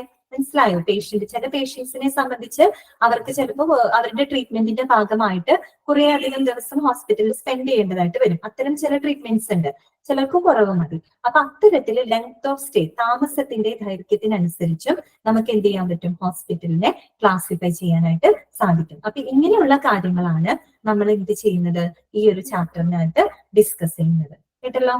അപ്പൊ ഒന്നും കൂടെ പോയിന്റ്സ് വായിക്കാം. എന്തിന്റെയൊക്കെ ബേസിലാന്ന് പറഞ്ഞത്, size, level of care, clinical specialities, ownership, system of medicine, length of stay. Okay, ഇനി നമുക്ക് അതിൽ ആദ്യത്തെ പോയിന്റിലോട്ട് പോവാം കേട്ടോ. ആദ്യത്തെ പോയിന്റിലേക്ക് നമുക്ക് പോവാം. ഫസ്റ്റത്തെ എന്താ പറയുന്നത്, സൈസ്. എന്താണ്, സൈസ് ആണ്, വലിപ്പമാണ്. എന്താണ് സൈസ് എന്നതുകൊണ്ട് ഉദ്ദേശിക്കുന്നത്, ഞാൻ പറഞ്ഞു കെട്ടിടത്തിന്റെ വലിപ്പം അല്ല അവിടെ ഉദ്ദേശിക്കുന്നതെന്ന് ഞാൻ പറഞ്ഞു. അപ്പൊ നമുക്ക് വായിച്ചാലോ. Size of a hospital is generally measured by the number of inpatient beds it offers. എന്താണ് പറയുന്നത്, അതായത് ഇൻപേഷ്യന്റ് ബെഡ്സ് എത്രത്തോളം ഓഫർ ചെയ്യാൻ പറ്റുന്നു, അല്ലെങ്കിൽ നമ്പർ ഓഫ് ഇൻപേഷ്യന്റ് ബെഡ്സിനെ ആണ് അവിടെ സൈസ് എന്നതുകൊണ്ട് അർത്ഥമാക്കുന്നത്. ഇൻപേഷ്യന്റ് എന്ന് പറഞ്ഞാൽ എന്താണ്, ഹോസ്പിറ്റലിൽ വന്നിട്ട് അഡ്മിറ്റ് ആയിട്ട് ട്രീറ്റ്മെന്റ് എടുക്കുന്ന ആളുകൾ അല്ലെ, കിടന്ന് ചികിത്സിക്കുന്ന ആളുകളെയാണ് നമ്മൾ ഇൻപേഷ്യന്റ് എന്ന് പറയുന്നത്. അപ്പൊ അത്തരത്തില് എത്രത്തോളം, അതെ പ്രതി കറക്റ്റ് ആണ്, അഡ്മിറ്റഡ് പീപ്പിൾ ആണ്, IP, അതെ കറക്റ്റ് ആണ് അതിര. അപ്പോ ഇൻപേഷ്യന്റ് ബെഡ്സിനെ നമുക്ക് അല്ലെങ്കിൽ ഇൻപേഷ്യൻസിന് എത്രത്തോളം ആളുകൾ അവിടെ കിടന്ന് ചികിത്സിക്കാനായിട്ടുള്ള ഒരു സംവിധാനം ഒരുക്കാൻ പറ്റും, അല്ലെങ്കിൽ ആ ഒരു ഇൻപേഷ്യന്റ് ബെഡ്സിന്റെ നമ്പറിനെയാണ് അവിടെ സൈസ് എന്നതുകൊണ്ട് അർത്ഥമാക്കുന്നത്, അല്ലാതെ ആ കെട്ടിടത്തിന്റെ വലിപ്പമൊന്നല്ല അവിടെ ഉദ്ദേശിക്കുന്നത്. അപ്പൊ അത്തരത്തിൽ ഇൻപേഷ്യന്റ് നമ്പർ ഓഫ് ഇൻപേഷ്യന്റ് ബെഡ്സിന് അതിനെയാണ് നമ്മൾ സൈസ് എന്ന് പറയുന്നത്. അപ്പൊ അതിനെ അടിസ്ഥാനമാക്കിക്കൊണ്ട് നമുക്ക് എങ്ങനെയൊക്കെ തരംതിരിക്കാൻ പറ്റും. On the basis of size A hospital can be classified as A small hospital, mid sized hospital or A large hospital. എങ്ങനെയൊക്കെ ക്ലാസിഫൈ ചെയ്തേക്കുന്നത്, 3 ആയിട്ടാണ് കേട്ടോ. സൈസിനെ ബേസ് ചെയ്തുകൊണ്ട് 3 ആയിട്ടാണ് ക്ലാസിഫൈ ചെയ്തിരിക്കുന്നത്. ഏതൊക്കെയാണ്, small hospital, mid sized hospital and large hospital. ഇനി ഇവ ഓരോന്ന് എന്താണെന്നുള്ളത് നമുക്ക് നോക്കാം. കേട്ടല്ലോ. നോക്കൂ, ഫസ്റ്റ് എന്താ വരുന്നത്, സ്മോൾ ഹോസ്പിറ്റൽ അല്ലെ. എന്താണ് സ്മോൾ ഹോസ്പിറ്റൽ എന്ന് പറഞ്ഞാല്, the hospital with approximately 30 or less beds are generally recognized as a small hospital. എന്താണ് small hospital, number of inpatient ബെഡ്സിന് ആണ് നമ്മൾ സൈസ് എന്ന് പറയുന്നത് അല്ലെ. അതിനെ അടിസ്ഥാനമാക്കിയിട്ടാണ് നമ്മൾ ഇങ്ങനെ 3 ആയിട്ട് ക്ലാസിഫൈ ചെയ്തിരിക്കുന്നത്. അപ്പൊ സ്മോൾ ഹോസ്പിറ്റലിലെ എത്ര നമ്പർ ഓഫ് ഇൻപേഷ്യന്റ് ബെഡ്സ് ആണ് പറയുന്നത്, 30 അല്ലെ, അപ്രോക്സിമേറ്റ്ലി 30 or less ബെഡ്സ്. അതായത് 30 താഴെയോ ഇൻപേഷ്യൻസ് ബെഡ്സ് ഓഫർ ചെയ്യുന്ന ഹോസ്പിറ്റലുകളെയാണ് നമ്മൾ എന്ത് പറയുന്നത്, സ്മോൾ ഹോസ്പിറ്റൽ എന്ന് പറയുന്നത്. മാക്സിമം പോയാൽ 30, അതിൽ കൂടുതൽ ഉണ്ടാവില്ല. 30 കുറവോ ആയിരിക്കും. അപ്പൊ അത്തരം ഹോസ്പിറ്റലുകളെ നമുക്ക് എന്ത് പറയാം, സ്മോൾ ഹോസ്പിറ്റൽ എന്ന് പറയാം. ഇപ്പൊ നമ്മൾക്ക് പറയുകയാണെങ്കിൽ നമ്മുടെ പ്രാഥമിക ആരോഗ്യ കേന്ദ്രങ്ങളൊക്കെ ഇല്ലേ, ഓരോ വാർഡിനുമായിട്ട് പ്രൈമറി ഹെൽത്ത് സെന്റർ ഉണ്ട്, പ്രാഥമിക ആരോഗ്യം, അതൊക്കെ ഇതിന് എക്സാമ്പിൾ ആണ് കേട്ടോ. പിന്നെന്താ പറയുന്നത്, അടുത്ത പോയിന്റ് നോക്കിയേ, small hospitals have a limited resources and do not offer highly end care അല്ലെ. ശരിയല്ലേ, സ്മോൾ ഹോസ്പിറ്റൽസിനെ സംബന്ധിച്ച് എന്താണ്, അവർക്ക് വളരെ പരിമിതമായിട്ടുള്ള സൗകര്യങ്ങളല്ലേ ഉള്ളൂ. പരിമിതമായിട്ടുള്ള സൗകര്യങ്ങൾ ഉണ്ടാകുമ്പോൾ അവർക്ക് ഒരു ഹൈലി എൻഡ് കെയർ കൊടുക്കാൻ പറ്റുമോ? ദാറ്റ് മീൻസ് വലിയൊരു ഹൈ പരിചരണം അവർക്ക് കൊടുക്കാൻ പറ്റുമോ? ഒരിക്കലും സാധിക്കില്ല. കാരണം എന്താണ്, അവരുടെ റിസോഴ്സസ് അത്രയേ ഉള്ളൂ. അവരുടെ റിസോഴ്സസ് വളരെ പരിമിതമാണ്. അതുകൊണ്ട് തന്നെ അവർക്കൊരു ഹൈ എന്താണ്, they do not offer highly end care. മനസ്സിലായി? അപ്പൊ നിങ്ങൾ പോയിന്റ്സ് ആയിട്ട് ഓർത്ത് വെക്കാം കേട്ടോ. സ്മോൾ ഹോസ്പിറ്റൽ എന്ന് പറയുമ്പോൾ നിങ്ങൾ ജസ്റ്റ് പോയിന്റ് ഓർത്ത് വെക്കാം. നമ്പർ ഓഫ് ബെഡ്സ് എത്രയാണ്? 30 or 30-ൽ താഴെ, ലെസ് ദാൻ 30. സെക്കൻഡ് പോയിന്റ് എന്താണ്? Limited resources. അതൊക്കെ അങ്ങനെ പോയിന്റ് ആയിട്ട് എഴുതി വെക്കുന്നത് നിങ്ങൾക്ക് മനസ്സിലാവില്ലേ? വളരെ എന്താണ്, പരിമിതമായിട്ടുള്ള സൗകര്യങ്ങൾ മാത്രമേ അവയ്ക്കുള്ളൂ. അതുകൊണ്ട് തന്നെ വലിയൊരു പരിചരണം അവർക്ക് കൊടുക്കാനായിട്ട് സാധിക്കില്ല. പിന്നെന്താ പറയുന്നത്? അടുത്തൊരു പോയിന്റ് ശ്രദ്ധിച്ചേ. Majority of the hospitals in India are small hospitals, especially in suburban and rural areas. അതൊരു ഇമ്പോർട്ടന്റ് പോയിന്റ് ആണ് കേട്ടോ. നമ്മുടെ ഹോസ്പിറ്റലിലെ ഭൂരിഭാഗവും, മെജോറിറ്റി ഓഫ് ഹോസ്പിറ്റൽസും എന്ത് തന്നെയാണ്? സ്മോൾ ഹോസ്പിറ്റൽസ് ആണ്. എന്താണെന്ന് പറയുന്നത്? സ്മോൾ ഹോസ്പിറ്റൽസ് ആണ്. കാര്യം എന്താണ് നോക്കൂ, especially in suburban and rural areas. Sub-urban area എന്ന് പറഞ്ഞു കഴിഞ്ഞാല്, അർബൻ ഏരിയ എന്ന് പറഞ്ഞത് അതായത് സിറ്റി അല്ലെങ്കിൽ ടൗൺ, അതിന്റെ ഒരു ബോർഡർ കഴിഞ്ഞിട്ടുള്ള ഏരിയ, മീൻസ് അതിന്റെ ഒരു അതിർത്തി കഴിഞ്ഞിട്ടുള്ള ആ ഒരു ഏരിയയാണ് സബ്-അർബൻ എന്ന് പറയുന്നത്. അപ്പൊ അത്തരം സബ്-അർബൻ ഏരിയാസിലും അതുപോലെ റൂറൽ ഏരിയാസ്, ഗ്രാമീണ പ്രദേശങ്ങൾ, നമ്മുടെ ഇന്ത്യയിൽ കൂടുതലും ഗ്രാമങ്ങളാണല്ലോ. അപ്പൊ അവിടെയൊക്കെ കൂടുതലും എങ്ങനെയുള്ള ഹോസ്പിറ്റലാണുള്ളത്? സ്മോൾ ഹോസ്പിറ്റൽസ് ആണ് ഉള്ളത്. അപ്പൊ മൂന്നാമത്തെ പോയിന്റ് കിട്ടിയല്ലോ. Majority of the hospitals in India are small hospitals. അടുത്ത എന്താ പറയുന്നത്? It is a common practice in small hospital to outsource various services such as laboratory, radiology and pharmacy. എന്താണ് അവിടെ പറയുന്നത്? ഔട്ട്സോഴ്സ് ചെയ്യാന്ന് വെച്ചാൽ എന്താ ഉദ്ദേശിക്കുന്നത്? ഔട്ട്സോഴ്സ് ചെയ്യാന്ന് വെച്ചാല് പുറത്തേക്ക് എഴുതി കൊടുക്കുക, അല്ലെ? പുറത്തേക്ക് എഴുതി കൊടുക്കുക. എന്തായിരിക്കും? ആ സ്ഥാപനത്തില് കിട്ടാത്ത സൗകര്യങ്ങൾ, അല്ലെങ്കിൽ ചിലപ്പോൾ അത്തരം സൗകര്യങ്ങൾ ഇല്ലാന്നുണ്ടെങ്കിൽ അവരെന്ത് ചെയ്യും? ആ സൗകര്യങ്ങൾ ലഭിക്കുന്ന പുറത്ത് എവിടെയെങ്കിലും അവര് എഴുതി കൊടുക്കും, അല്ലെ? അതിനെയാണ് നമ്മൾ ഔട്ട്സോഴ്സ് ചെയ്യാന്ന് പറയുന്നത്, പുറത്തേക്ക് എഴുതി കൊടുക്കുന്നതിന്. അപ്പോ ഇവിടെ എന്താ പറയുന്നത്? It is A common practice in small hospital to outsource the various services such as laboratory, radiology and pharmacy. അതായത് ലബോറട്ടറി, അതുപോലെ ലാബ്, റേഡിയോളജി അല്ലെങ്കിൽ ഫാർമസി, അങ്ങനെയുള്ള സൗകര്യങ്ങൾ, അങ്ങനെയുള്ള സേവനങ്ങളെ പൊതുവെ സ്മോൾ ഹോസ്പിറ്റൽ എന്ത് ചെയ്യാറാണ് പതിവ്? ഔട്ട്സോഴ്സ് ചെയ്യാറാണ് പതിവ്, പുറത്തേക്ക് എഴുതി കൊടുക്കാറാണ് പതിവ്. ശരിയല്ലേ? ഇപ്പൊ നമ്മുടെ പ്രാഥമിക ആരോഗ്യ കേന്ദ്രങ്ങളിലൊക്കെ അത്യാവശ്യം തന്നെ മെഡിസിൻസ് ഒക്കെ കിട്ടും, ബേസിക് ആയിട്ടുള്ള കാര്യങ്ങളൊക്കെ കിട്ടും. അതിനപ്പുറത്തേക്കൊക്കെ ആണെങ്കിൽ ചിലപ്പോൾ അവിടെ ഉണ്ടായിക്കൊള്ളുന്നില്ല. അപ്പൊ അവരെന്ത് ചെയ്യും? പുറത്തേക്ക് എഴുതും. അല്ലെങ്കിൽ ക്ലിനിക്കുകളൊക്കെ ഇല്ലേ, ഇപ്പൊ ചില ഡോക്ടേഴ്സ് ഒക്കെ ചിലവര് ഹോസ്പിറ്റൽ ടൈം കഴിഞ്ഞിട്ട് അവര് വീടിനോട് ചേർന്നിട്ട് ചിലര് ക്ലിനിക്കില് ക്ലിനിക്കൊക്കെ ഇട്ടിട്ട് അങ്ങനെ ട്രീറ്റ്മെന്റ് കൊടുക്കുന്ന ഡോക്ടേഴ്സ് ഒക്കെ ഉണ്ട്. അവിടെയൊക്കെ മിക്കവാറും മെഡിസിൻസ് ഒക്കെ അവർ പ്രൊവൈഡ് ചെയ്യും. എന്നാലും ചിലതൊന്നും, ചിലപ്പോൾ ഇപ്പൊ എക്സ്റേ എടുക്കാം, അല്ലെങ്കിൽ വല്ല ബ്ലഡ് ടെസ്റ്റ് ചെയ്യേണ്ടി വരാം, അങ്ങനെയുള്ള എന്താ പറയാ ലാബ് കേസുകളൊക്കെ വന്നാൽ ചിലപ്പോൾ അതിനുള്ള സൗകര്യം അവിടെ ഉണ്ടായിക്കൊള്ളുന്നില്ല. അപ്പൊ അവരെന്ത് ചെയ്യും? അത് ഔട്ട്സോഴ്സ് ചെയ്യും. പുറത്തേക്ക് എവിടെയെങ്കിലും ഇന്ന ലാബ് ഉണ്ട്, അവിടെ പോയി ഒന്ന് ചെക്ക് ചെയ്യാൻ പറ്റും, യൂറിനോ ബ്ലഡോ അങ്ങനെ എന്തെങ്കിലുമൊക്കെ ടെസ്റ്റ് ചെയ്യേണ്ടി വന്നാൽ അവർ പുറത്തേക്ക് എഴുതി കൊടുക്കും. ചിലപ്പോൾ അതിനുള്ള സൗകര്യം അവരുടെ ക്ലിനിക്കിലോ അല്ലെങ്കിൽ അവരുടെ ഹോസ്പിറ്റലിലോ ഉണ്ടായിക്കൊള്ളുന്നില്ല. അപ്പൊ അതാണ് അവിടെ പറയുന്നത് കേട്ടോ. പിന്നെന്താ പറയുന്നത്? Emergency care, intensive care and surgical care facilities are usually at A very basic level in small hospitals. എന്താണ് പറയുന്നത്? സ്മോൾ ഹോസ്പിറ്റൽസിനകത്ത് ഇത്തരത്തിലുള്ള എമർജൻസി കെയർ, അതായത് തീവ്ര പരിചരണം, പിന്നെന്താണ് ഇന്റൻസീവ് കെയർ, അല്ലെ? അതായത് എമർജൻസി കെയർ മീൻസ് അടിയന്തര പരിചരണം, ഇന്റൻസീവ് കെയർ തീവ്ര പരിചരണം, പിന്നെന്താ സർജിക്കൽ കെയർ ഫെസിലിറ്റീസ്, അല്ലെ?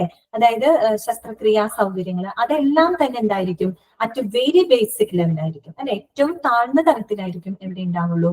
സ്മോൾ ഹോസ്പിറ്റലിനകത്ത് ഉണ്ടായിരിക്കുള്ളൂ. ക്ലിയർ ആയല്ലോ? ഒന്നുകൂടെ വായിക്കാം, എന്നിട്ട് നമുക്ക് പോയിന്റ്സ് മാത്രമായിട്ടൊന്ന് ഓർക്കാം. എന്തൊക്കെയാണ് സ്മോൾ ഹോസ്പിറ്റലിൽ നമ്മൾ പറഞ്ഞത്?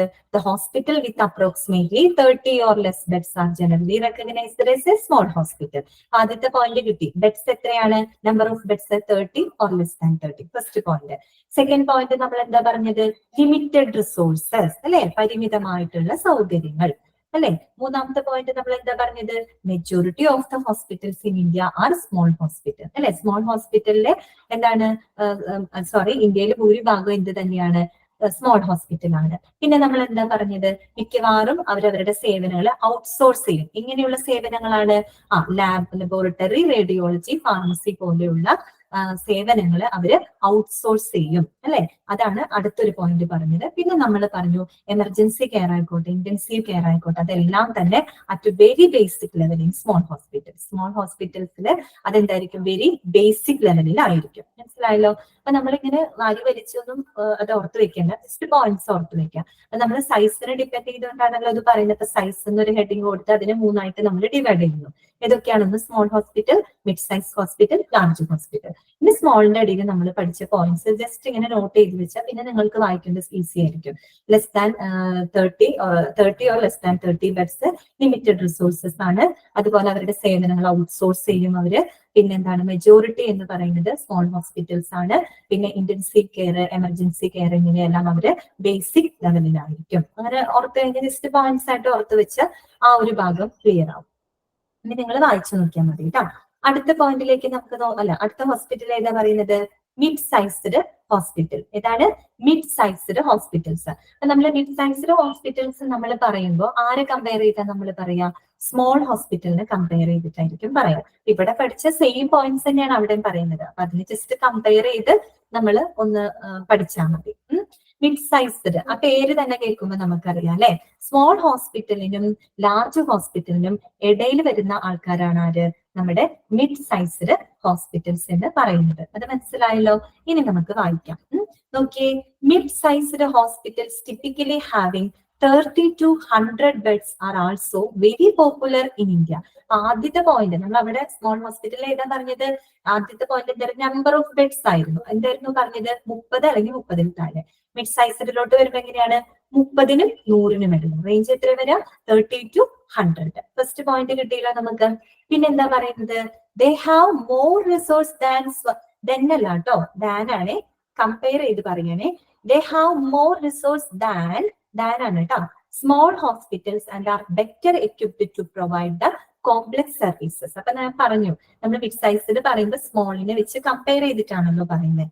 അപ്പൊ എന്താണ്, സ്മോൾ ഹോസ്പിറ്റലിനെ അപേക്ഷിച്ച് നോക്കുമ്പോൾ കുറച്ചുകൂടെ റിസോഴ്സസ് ആർക്കുണ്ട്, മിഡ് സൈസിലുണ്ടായിരിക്കും. അവിടെ നമ്മൾ പഠിച്ചത് ലിമിറ്റഡ് റിസോഴ്സസ്. ഇവിടെ നമ്മൾ എങ്ങനെ പറയണം, മോർ ദാൻ അല്ലെ, എന്താണ്, more resource than small hospital. അതാണ് അവിടുത്തെ പോയിന്റ് അല്ലെ. പിന്നെന്താണ്, better equipped to provide the complex services. കുറച്ചും കൂടെ കോംപ്ലക്സസ് ആയിട്ടുള്ള, കുറച്ചും കൂടെ എന്ന് വെച്ചാൽ ഒത്തിരി സങ്കീർണം എന്ന് പറയാൻ പറ്റില്ല, എന്നാലും സ്മോൾ ഹോസ്പിറ്റലിനെ അപേക്ഷിച്ച് നോക്കുമ്പോൾ കുറച്ചും കൂടെ കോംപ്ലക്സ് സർവീസ് ചെയ്യാനായിട്ട് അവര് എക്വിപ്ഡ് ആണ്. പിന്നെ എന്താ പറയുന്നത്, ഹൗവർ, പിന്നെ ഒരു കമ്പാരിസണും കൂടെ പറയുന്നുണ്ട്. However, they are not so comprehensive as large hospitals. Comparison പറയണേട്ടോ. അതേസമയം എന്താണ്, ലാർജ് ഹോസ്പിറ്റലിനെ പോലെ വളരെ സമഗ്രമായതൊന്നും പറയാൻ പറ്റില്ല എന്ന് പറഞ്ഞാൽ സ്മോൾ ഹോസ്പിറ്റലിന്റെയും ലാർജിന്റെയും ഇടയിലാണ് ആര് കിടക്കുന്നത്, മിഡ് സൈസ്ഡ് ഹോസ്പിറ്റൽസ് കിടക്കുന്നത്. അപ്പൊ കമ്പയർ ചെയ്ത് പറയുന്നു. പിന്നെന്താണ്, however they are not so comprehensive as large hospitals. പിന്നെ they generally offer reasonable level of emergency and intensive care.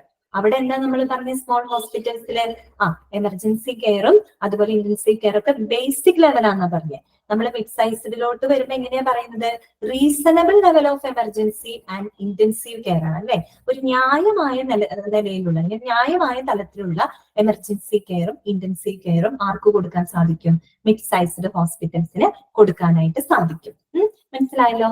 And will have most of the clinical support service such as diagnostics as in-house service.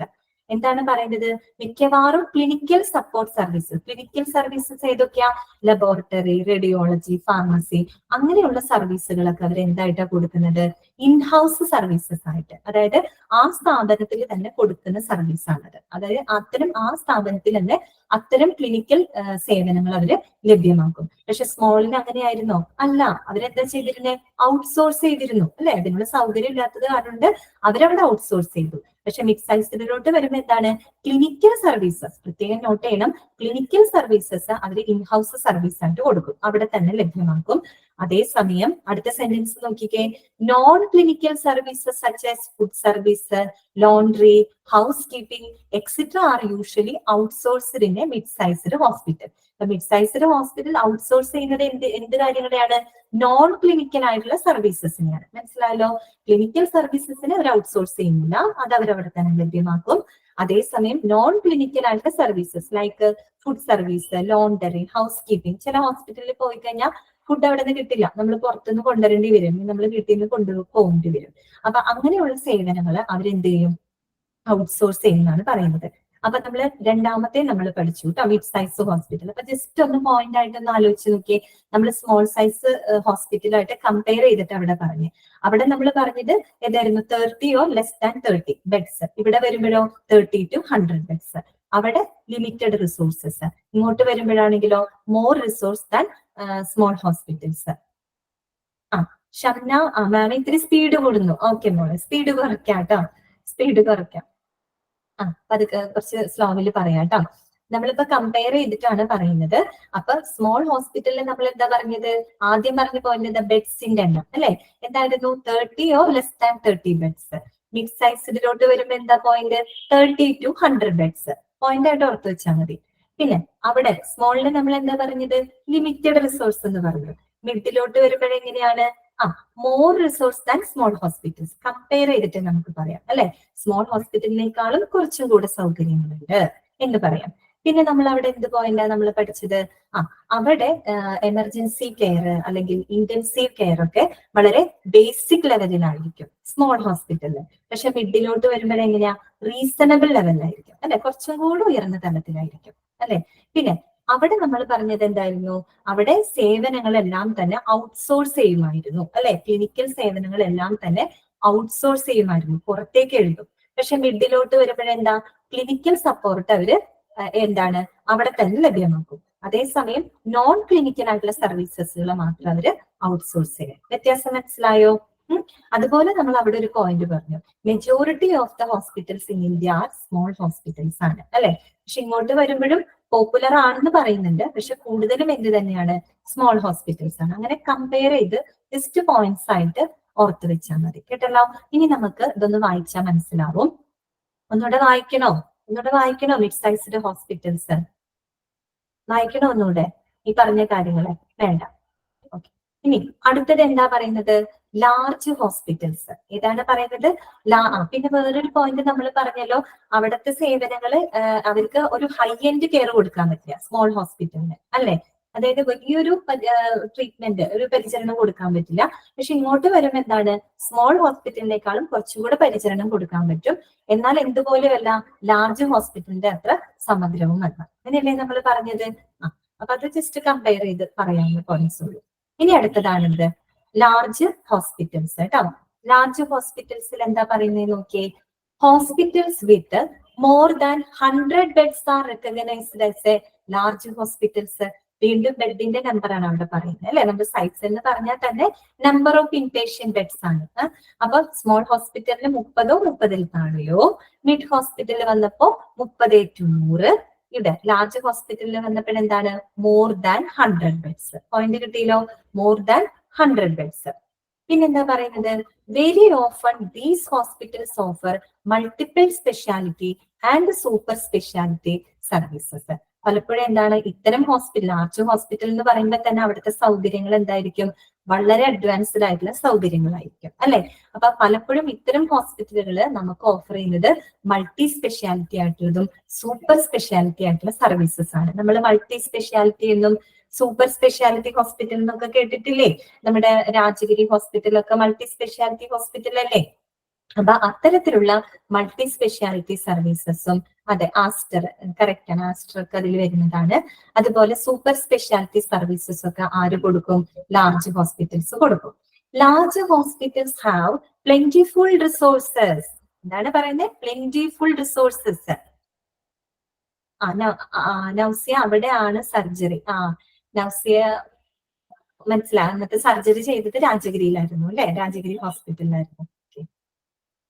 Rajagiri നല്ല ഹോസ്പിറ്റലാണല്ലോ. March 7th അല്ലെ. അപ്പൊ ഈ അടുത്ത് കഴിഞ്ഞിട്ടുള്ളൂ nausea, ഈ അടുത്തായിരുന്നോ surgery? Okay, അത് ശരി. നൗസിയക്ക് ഹെൽത്ത് കുഴപ്പമൊന്നുമില്ലല്ലോ, നന്നായി ശ്രദ്ധിക്കുന്നില്ലേ, ചെക്കപ്പ് ഒക്കെ കറക്റ്റിന് പോകുന്നില്ലേ ഹോസ്പിറ്റലില്? No problem. ഓക്കെ ആണല്ലേ, ശരി ശരി നൗസിയ.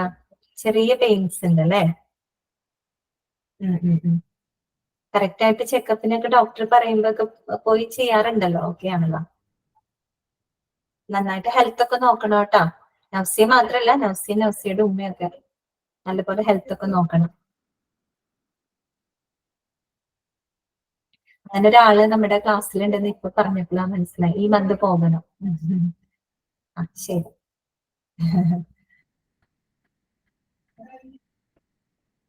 ശരി നൗസിയ. അപ്പൊ എന്താ പറയുന്നത്, large hospitals have plentiful resources to handle large number of patients and complex health issues. കേട്ടോ, അപ്പൊ ലാർജ് ഹോസ്പിറ്റലിൽ എന്താ പറഞ്ഞ പ്ലെന്റിഫുൾ റിസോഴ്സസ് ഉണ്ട് അല്ലെ. സ്മോളിലാവുമ്പോ ലിമിറ്റഡ് ആയിരുന്നു. മിഡിലോട്ട് വന്നപ്പോ എന്തായിരുന്നു, കുറച്ചും കൂടെ സ്മോൾ ഹോസ്പിറ്റലിനേക്കാളും കുറച്ചും കൂടെ റിസോഴ്സസ് ഉണ്ട് അല്ലെ. ലാർജ് ഹോസ്പിറ്റലിലാണെങ്കിലോ പ്ലെന്റിഫുൾ റിസോഴ്സസ് ആണ്, ഒരുപാട് സൗകര്യങ്ങളുണ്ട് അല്ലെ. ധാരാളമുണ്ട്. Large number of patients and complex health issues, ഒരുപാട് പേഷ്യൻസിനെ നോക്കാനും അവർക്ക് ഹെൽത്ത് ഇഷ്യൂ അവരെ ട്രീറ്റ് ചെയ്യാനും ഒക്കെയുള്ള എല്ലാ സൗകര്യങ്ങളും ഇത്തരം ഹോസ്പിറ്റലിൽ ഉണ്ടായിരിക്കും. They typically have completely developed ICU, operation theatre complex, emergency care units, and all other clinical support units such as laboratory and radiology. 2 laboratory വന്നിട്ടുണ്ട് അല്ലെ. ഒരു ലബോറട്ടറി മതിട്ടാ നമുക്ക് അവിടെ. ലബോറട്ടറി ആൻഡ് ലബോറട്ടറി എന്ന് പറയുന്നുണ്ട്. ഒരെണ്ണം മതി. ലബോറട്ടറി ആൻഡ് റേഡിയോളജി അല്ലെ. എല്ലാ സൗകര്യങ്ങളും അവിടെ തന്നെ ലഭ്യമാകും. രാജഗിരിയൊക്കെ പറഞ്ഞപ്പോൾ ആസ്ട്രൊക്കെ പോലുള്ള ഹോസ്പിറ്റൽ വലിയ ഹോസ്പിറ്റലാണ്. അവിടെ എല്ലാ ഡിപ്പാർട്ട്മെന്റ്സും ഉണ്ട് അല്ലെ. എല്ലാ ഡിപ്പാർട്ട്മെന്റ്സും ഉണ്ട്. എല്ലാത്തിലും എക്സ്പെർട്ട് ആയിട്ടുള്ള ഡോക്ടേഴ്സും ഉണ്ട്, ലാബുണ്ട്. അവിടെ പോയി കഴിഞ്ഞാൽ നമുക്ക് എല്ലാ കാര്യങ്ങളും അവിടെ തന്നെ ചെയ്തു വരാം അല്ലെ. അപ്പൊ അതൊക്കെയാണ് ലാർജ് ഹോസ്പിറ്റൽസിന്റെ പ്രത്യേകത. അപ്പോ നമ്മള് സൈസിനെ ബേസ് ചെയ്തിട്ടുള്ള ക്ലാസിഫിക്കേഷൻ ആണ് നമ്മൾ കണ്ടത്. എന്തൊക്കെയായിരുന്നു സൈസ് എന്ന് പറഞ്ഞാൽ എന്തായിരുന്നു എന്നാ പറഞ്ഞത്, നമ്പർ ഓഫ് ഇൻപേഷ്യന്റ് ബെഡ്സ് ആണ് അല്ലെ. Number of inpatient beds it offers അല്ലെ, അതാണെന്ന് പറഞ്ഞു. അതിനെ ബേസ് ചെയ്തുകൊണ്ട് നമ്മൾ 3 ക്ലാസിഫൈ ചെയ്തത്. ഏതൊക്കെയാണത്, സ്മോൾ ഹോസ്പിറ്റൽ ഉണ്ട്, മിഡ് സൈസ്ഡ് ഹോസ്പിറ്റൽ ഉണ്ട്, അതുപോലെ തന്നെ ലാർജ് ഹോസ്പിറ്റൽ ഉണ്ട്. പിന്നെ നമ്മൾ പിന്നെ അതിലെ പോയിന്റ്സുകൾ ജസ്റ്റ് ഒന്ന് എന്താണ് പോയിന്റ് ആയിട്ട് നമ്മൾ നോക്കി. സ്മോൾ ഹോസ്പിറ്റലിലെ നമ്പർ ഓഫ് ബെഡ്സ് എന്ന് പറയുന്നത് 30 or less than 30 ആയിരിക്കും. മിഡ് സൈസിലോട്ട് വരുമ്പോഴോ 30 to 100 ബെഡ്സ് ആയിരിക്കും. ലാർജിലോട്ട് വരുമ്പോഴോ മോർ ദാൻ 100 ബെഡ്സ് ആയിരിക്കും. നിങ്ങൾ ഇങ്ങനെ പോയിന്റ് ആയിട്ട് ഓർത്ത് വെച്ചാൽ മതി കേട്ടോ, പിന്നെ വായിക്കുമ്പോ കിട്ടും. പിന്നെ സ്മോളില് നമ്മൾ എന്താ പിന്നെ പറഞ്ഞ റിസോഴ്സസിന്റെ കാര്യം പറഞ്ഞു അല്ലെ. ഇവിടെ ലിമിറ്റഡ് റിസോഴ്സസ്. മിഡിലോട്ട് വരുമ്പോഴോ എങ്ങനെയാണ്, more resource than small hospital. Compare ചെയ്തേ നമുക്ക് പറയാനായിട്ട് പറ്റുള്ളൂ. പിന്നെ ലാർജിലോട്ട് വരുമ്പോഴെങ്ങനെയാണ്, ലാർജിലോട്ട് വരുമ്പോ പ്ലെന്റിഫുൾ റിസോഴ്സസ് ആണല്ലോ. പിന്നെ നമ്മൾ എന്താ പറഞ്ഞ, സ്മോൾ ഹോസ്പിറ്റലിന് എങ്ങനെയായിരുന്നു, അവിടുത്തെ ഒരു എമർജൻസി കെയർ അല്ലെങ്കിൽ മറ്റുള്ള ഇന്റൻസീവ് കെയർ എങ്ങനെയാണ്, ബേസിക് ലെവലാണ് അല്ലെ, ബേസിക് ലെവലാണ്. അതേസമയം മിഡിലോട്ട് വരുമ്പോഴെങ്ങനെയാണ്, ഒരു റീസണബിൾ ലെവലിലാണ് ഈ പറഞ്ഞ സേവനങ്ങൾ. പിന്നെ ലാർജിലോട്ട് വരുമ്പോഴെങ്ങനെയാണ്, കംപ്ലീറ്റ് ആയിട്ടുള്ള സേവനങ്ങളാണ് നമുക്ക് തരുന്നത് അല്ലെ, മുഴുവനായിട്ടുള്ള സേവനങ്ങളാണ്. പിന്നെ സ്മോളിൽ എങ്ങനെയായിരുന്നു എന്നാ പറഞ്ഞത്, സ്മോളില് ക്ലിനിക്കൽ സേവനങ്ങളും എല്ലാം തന്നെ ഔട്ട്സോഴ്സ് ചെയ്യുമായിരുന്നു അല്ലെ, പുറത്തേക്ക് എഴുതി കൊടുക്കുമായിരുന്നു. മിഡിലോട്ട് വരുമ്പോൾ എങ്ങനെയാന്നാ പറഞ്ഞത്, മിഡിലോട്ട് വരുമ്പോ ക്ലിനിക്കൽ സേവനങ്ങൾ അവര് ലഭ്യമാക്കും അല്ലെ, ഇൻ ഹൗസ് സർവീസ് ആയിട്ട് കൊടുക്കും. അതേസമയം നോൺ ക്ലിനിക്കൽ സർവീസസ് അവർ എന്ത് ചെയ്യും, ഔട്ട്സോഴ്സ് ചെയ്യും. അത് പറഞ്ഞു. അതേസമയം നമ്മൾ ലാർജിലോട്ട് വരുമ്പോ അങ്ങനെ വല്ല വിഷയമുണ്ടോ, ഇല്ല. എല്ലാ സേവനങ്ങളും അവിടെ തന്നെ ലഭ്യമായിരിക്കും. മനസ്സിലായല്ലോ. അപ്പൊ അങ്ങനെയുള്ള കാര്യങ്ങളാണ് അതിനകത്ത് പറയുന്നത്. അപ്പൊ നമുക്ക് വായിച്ചു കഴിഞ്ഞാൽ മനസ്സിലാക്കാവുന്ന കാര്യങ്ങളുണ്ട്. അപ്പൊ ഞാന് ഇപ്പൊ എനിക്ക് തോന്നുന്നു 10 മിനിറ്റും കൂടെയാണ് നമുക്കിനി ഉള്ളത്. ഈ 10 മിനിറ്റില് എനിക്ക് തോന്നുന്നില്ല ഇത് മൊത്തം ജസ്റ്റ് ഒന്ന് പറഞ്ഞു തീർക്കാൻ പറ്റുമെന്ന് എനിക്ക് തോന്നുന്നില്ല. അപ്പൊ സൈസ് പറഞ്ഞു. ഇനിയിപ്പോ രണ്ടാമത്തേല് നമുക്ക് ആ പ്രൈമറി കെയർ മാത്രം തുടങ്ങണോ വേണോ, അതോ അടുത്ത ക്ലാസ്സിൽ നമുക്ക് പറഞ്ഞാൽ മതിയോ? ഹരികൃഷ്ണൻ ക്ലിനിക്കൽ സർവീസ് അല്ലെ. ക്ലിനിക്കൽ സർവീസ് എന്ന് പറഞ്ഞു കഴിഞ്ഞാല് ക്ലിനിക്കൽ സ്പെഷ്യാലിറ്റീസ് അല്ലേ ഉദ്ദേശിക്കുന്നത്. നമ്മള് പുതിയ ചാപ്റ്റർ തുടങ്ങിയപ്പോഴേ നമ്മൾ ന്യൂ ചാപ്റ്റർ റിവൈസ് ചെയ്യുന്നതാണ്. പുതിയ ചാപ്റ്റർ റിവൈസ് ചെയ്യാനാണ് ജസ്മിനി പറയുന്നത്. അപ്പൊ നമ്മൾ ഇന്ന് പഠിച്ചിട്ട് പുതിയൊരു ചാപ്റ്റർ തുടങ്ങി, ക്ലാസിഫിക്കേഷൻ ഓഫ് ഹോസ്പിറ്റൽസ് അല്ലെ. ഹോസ്പിറ്റലിന്റെ ക്ലാസിഫിക്കേഷൻ ആണ്. അപ്പൊ എന്തിന്റെയൊക്കെ ബേസിൽ നമുക്ക് ഹോസ്പിറ്റലിനെ ക്ലാസിഫൈ ചെയ്യാനായിട്ട് സാധിക്കും, ആ കാര്യങ്ങൾ വിശദമായിട്ടാണ് നമ്മൾ ഈ ചാപ്റ്ററിൽ പഠിക്കുന്നത് കേട്ടോ. ആ പോയിന്റ്സ് മാത്രം എന്തിന്റെയൊക്കെ ബേസിൽ നമുക്ക് ക്ലാസിഫൈ ചെയ്യാൻ പറ്റുന്നുള്ള പോയിന്റ്സ് തുടക്കം നമ്മൾ വായിച്ചു. എന്തൊക്കെയായിരുന്നു? ഒന്ന് സൈസ് അല്ലെ, വലിപ്പം. അപ്പൊ വലിപ്പം എന്ന് പറഞ്ഞിട്ട് ഇപ്പൊ നമ്മൾ പഠിച്ചപ്പോ മനസ്സിലായില്ലേ, കെട്ടിടത്തിന്റെ വലിപ്പമല്ല അവിടെ ഉദ്ദേശിക്കുന്നത്, പകരം എന്താണ്? Number of inpatient beds it offers. അതാണ് പറഞ്ഞു. നമ്പർ എത്രത്തോളം ഇൻപേഷ്യൻസിനെ അവിടെ അക്കോമഡേറ്റ് ചെയ്യാനായിട്ട് സാധിക്കും, ആ ഒരു എണ്ണത്തിനെയാണ് അവിടെ സൈസ് എന്നതുകൊണ്ട് അർത്ഥമാക്കുന്നത്.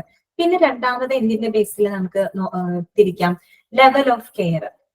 ലെവൽ ഓഫ് കെയർ എന്ന് വെച്ചാൽ പരിചരണത്തിന്റെ നില, പരിചരണത്തിന്റെ നിലവാരം. ഓരോ ഹോസ്പിറ്റലുകാരും പലതരത്തിലുള്ള ട്രീറ്റ്മെന്റ് ആണ് അല്ലെ നമുക്ക് തരുന്നത്. ചെറിയൊരു ഹോസ്പിറ്റലിൽ പോയി കഴിഞ്ഞാൽ നമുക്ക് വേണ്ടത്ര ഒരു ട്രീറ്റ്മെന്റ് ചിലപ്പോൾ കിട്ടിയെന്ന് വരില്ല. ചെറിയ ചില കാര്യങ്ങൾക്ക് നമ്മൾ പോയി കഴിഞ്ഞാൽ ഒന്ന് നമ്മൾ സ്റ്റേബിൾ ആക്കിയിട്ട് പിന്നെ അവരെന്താ പറയാ, വേറെ ഹോസ്പിറ്റലിലേക്ക് പോകും. സീരിയസ് ഒക്കെ ആണെങ്കിൽ അവരെന്ത് പറയും, ഇനി ഇവിടെ നിൽക്കേണ്ട, വേറെ ഹോസ്പിറ്റലിലേക്ക് പൊക്കോണം പറയും. കാര്യം എന്താ? അവർക്ക് അതിനുള്ള സൗകര്യങ്ങളേ ഉണ്ടാവുള്ളൂ.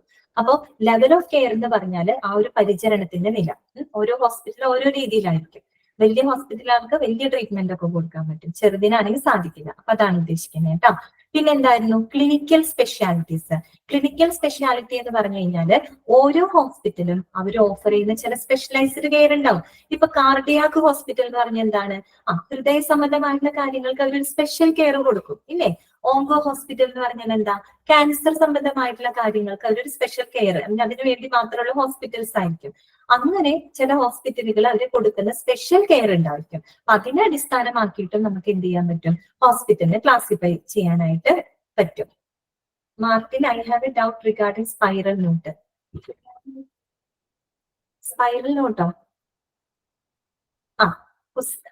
ഹസ്ന കറക്റ്റ് ആണ്. RCC, അതെ, റീജിയണൽ ക്യാൻസർ സെന്റർ പോലെയുള്ളതൊക്കെ. എന്താണ് ചോദിച്ചത് എന്നോട്? സ്പൈറലിന്റെ കാര്യത്തിൽ ഡൗട്ട് ഉണ്ടെന്നോ? ഞാൻ ചോദിക്കാം കേട്ടോ, ഒരു മിനിറ്റ്. പിന്നെന്താ പറഞ്ഞത്? ഓണർഷിപ്പ് അല്ലെ, ഉടമസ്ഥാവകാശം. ഉടമസ്ഥാവകാശം എന്ന് പറയുമ്പോൾ നമുക്കറിയാലോ, നമ്മുടെ നാട്ടിൽ പ്രൈവറ്റ് ഹോസ്പിറ്റലുണ്ട്, ഗവൺമെന്റ് ഹോസ്പിറ്റലുണ്ട്. ഗവൺമെന്റ് ഓണർഷിപ്പ് ആണെങ്കിൽ ഗവൺമെന്റ് എന്ന് പറയും, അല്ലാത്തതായി പ്രൈവറ്റ് ഓർഗനൈസേഷൻ പ്രൈവറ്റ് ഹോസ്പിറ്റൽ. ആ ഒരു ഉടമസ്ഥാവകാശത്തിനെ അടിസ്ഥാനമാക്കിയിട്ട് നമുക്ക് ഹോസ്പിറ്റലിനെ ക്ലാസിഫൈ ചെയ്യാൻ പറ്റും. പിന്നെന്താ പറഞ്ഞത്?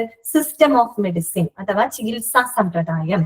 പല അലോപ്പതി ഉണ്ട്, ആയുർവേദം ഉണ്ട്, യുനാനി ഉണ്ട്, അതുപോലെ ഹോമിയോപ്പതി ഉണ്ട്. അപ്പൊ അതിന്റെ ബേസിൽ നമുക്ക് ഹോസ്പിറ്റലിനെ ക്ലാസിഫൈ ചെയ്യാൻ പറ്റും. പിന്നെന്താ പറഞ്ഞത്? ലെങ്ത് ഓഫ് സ്റ്റേ അല്ലെ, താമസത്തിന്റെ ദൈർഘ്യം. താമസത്തിന്റെ, ആരുടെ താമസത്തിന്റെ?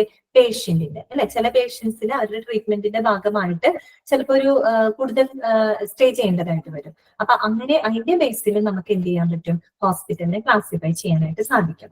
ആ ഒരു എത്ര പോയിന്റ്സ് ഉണ്ടത്? 6 പോയിന്റ്സ്. അപ്പൊ അതിനെ ബേസ് ചെയ്തിട്ടാണ് തരംതിരിക്കുന്നത്. അതിൽ ആദ്യത്തെ പോയിന്റ് നമ്മൾ ഡീറ്റെയിൽഡ് ആയിട്ട് നോക്കി. ഫസ്റ്റ് ഏതായിരുന്നു? സൈസ് ആയിരുന്നു. സൈസ് എന്ന് പറയുന്നത് നമ്പർ ഓഫ് ഇൻപേഷ്യന്റ് ബെഡ്സ് ആണ് കേട്ടോ. അപ്പൊ അത്രയും മനസ്സിലായല്ലോ. അപ്പൊ ഞാനിപ്പോ അൺമ്യൂട്ട് ചെയ്യാം കേട്ടോ. എന്താണ് മാർട്ടിൻ ചോദിച്ചത്? എനിക്ക് മനസ്സിലായില്ല. എന്തോ സ്പൈറൽ നോട്ടിനെ സംബന്ധിച്ച് എന്തോ ഡൗട്ട് ഉണ്ടെന്ന് ചോദിച്ചല്ലോ. എന്തായിരുന്നു അത്? എനിക്കത് ക്ലിയർ ആയില്ലല്ലോ, ഒന്ന് പറയാമോ?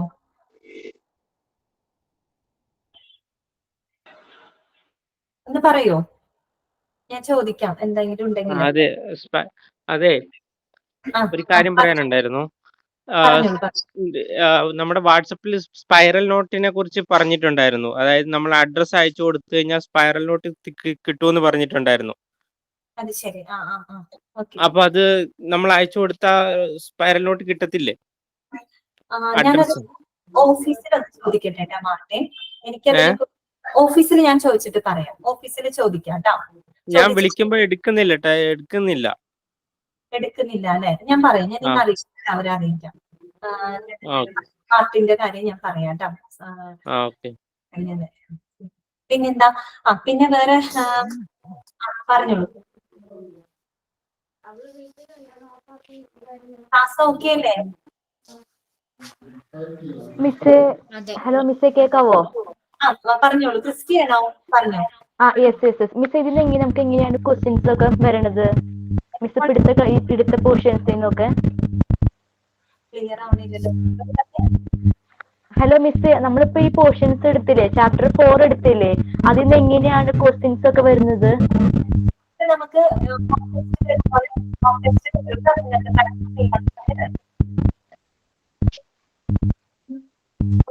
ആണ്.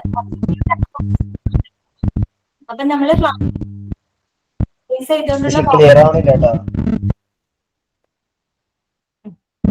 ഇങ്ങനെ അല്ലേ ഞാൻ പറയാം. നിങ്ങളെ വിളിച്ചിട്ട് പ്ലീസ് അല്ല മ്യൂട്ട് കൊടു മിസ്സേ, ഓൾ മ്യൂട്ട് കൊടു.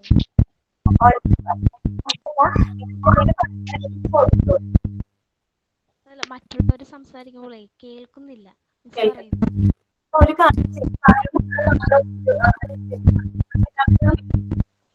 ഒരു റോസ്മി അല്ലേ? ബാക്കി എല്ലാവരും ഒന്ന് മ്യൂട്ട് ചെയ്തേ. റോസ്മി പറയൂ. റോസ്മി അല്ലേ സംസാരിച്ചത്? റോസ്മി എന്തോ പറഞ്ഞുകൊണ്ടിരുന്നല്ലോ.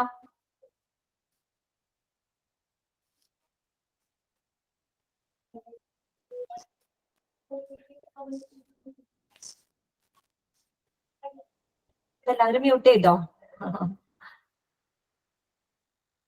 മിസ്, ഞാൻ ചോദിച്ചത് ഇപ്പൊ മിസ് ചാപ്റ്റർ 4 എടുത്തില്ലേ എന്നൊക്കെ പറഞ്ഞില്ലേ, അപ്പോ അതില് ക്വസ്റ്റ്യൻസ് വരുമ്പോ നമ്മുടെ ഉള്ളിൽ നിന്നൊക്കെ ചോദിക്കോ അതോ ജസ്റ്റ് ഹെഡിങ് മാത്രം പഠിച്ചാൽ മതിയോ? എങ്ങനെയാ പഠിക്കേണ്ടതെന്ന് അറിയാനായിട്ടാണ്. അത് ശരി. ഹെഡിങ് മാത്രം പഠിച്ചാൽ പോരാ. ഹെഡിങ്ങിൽ പറയുന്ന കാര്യങ്ങളില്ലേ, നമ്മളിപ്പോ ക്ലാസ്സിൽ പറഞ്ഞ പോയിന്റ്സ് ഇല്ലേ, അതിന്നൊക്കെ ചോദ്യം വരും. അപ്പൊ നമ്മള് അത് വായിച്ച് മനസ്സിലാക്കിയിട്ട് നിങ്ങൾക്ക് പ്രാക്ടീസ് ചെയ്യാനായിട്ട് മോക്ക് ടെസ്റ്റ് തരും കേട്ടോ. ആ മോക്ക് ടെസ്റ്റ് ചെയ്ത് നോക്കുമ്പോൾ നിങ്ങൾക്ക് ഒരു ഐഡിയ കിട്ടും. ഒബ്ജക്റ്റീവ് ടൈപ്പ് ആയിരിക്കും കേട്ടോ. ഹെഡിങ് മാത്രം പഠിച്ചു. ഇപ്പൊ ഹെഡിങ് എന്ന് പറഞ്ഞ മോള് ഫസ്റ്റത്തെ പോയിന്റ് ആണ് ഉദ്ദേശിച്ചത്. 6 കാര്യങ്ങള്.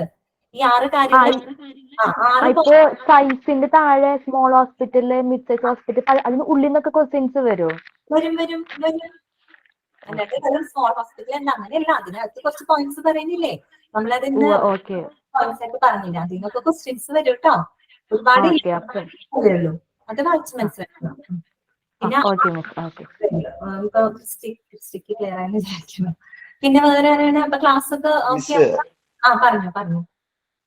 ഇപ്പൊ ഈ എക്സാം വരുമ്പോ ഇപ്പൊ ഇനി ലേറ്റസ്റ്റ് വരുന്നത് എത്ര ചാപ്റ്റർ കഴിഞ്ഞിട്ടാവും എക്സാം വരിക? അങ്ങനെ എക്സാമിന്റെ കാര്യങ്ങൾ അല്ലേ? എക്സാം ഫസ്റ്റ് എനിക്ക് തോന്നുന്നു 4 എക്സാം ആയിട്ട് ഇപ്പൊ നടത്തുന്നുണ്ടെന്ന് തോന്നുന്നു. 4 എക്സാം ആയിട്ട്. അതിന്റെ കറക്റ്റ് നിർദ്ദേശങ്ങൾ ഞങ്ങൾക്ക് കിട്ടിയിട്ടില്ല. ഞാൻ അതിനെ കുറിച്ച് ഹെഡിനോട് സംസാരിക്കാം. എന്നിട്ട് നിങ്ങൾക്ക് എല്ലാ ഡീറ്റെയിൽസും പറയാം കേട്ടോ. നിങ്ങൾക്ക് ഇതിനെ കുറിച്ച് ഡൗട്ട്സ് ഉണ്ടായിരിക്കും, എപ്പോഴാണ് എക്സാം, എങ്ങനെയാണെന്നുള്ളത്. അപ്പൊ ഞാൻ ഹെഡിനോട് പറയാം. ഹെഡിനോട് പറഞ്ഞിട്ട് അവര് പറയും കേട്ടോ നിങ്ങളുടെ അടുത്ത്. ഞാൻ എത്രയും പെട്ടെന്ന് അവരോട് പറയാം നിങ്ങൾക്ക് അങ്ങനെയുള്ള കാര്യങ്ങൾ ക്ലിയർ ചെയ്ത് കൊടുക്കാനായിട്ട് എക്സാമിനെ സംബന്ധിച്ച് കേട്ടോ.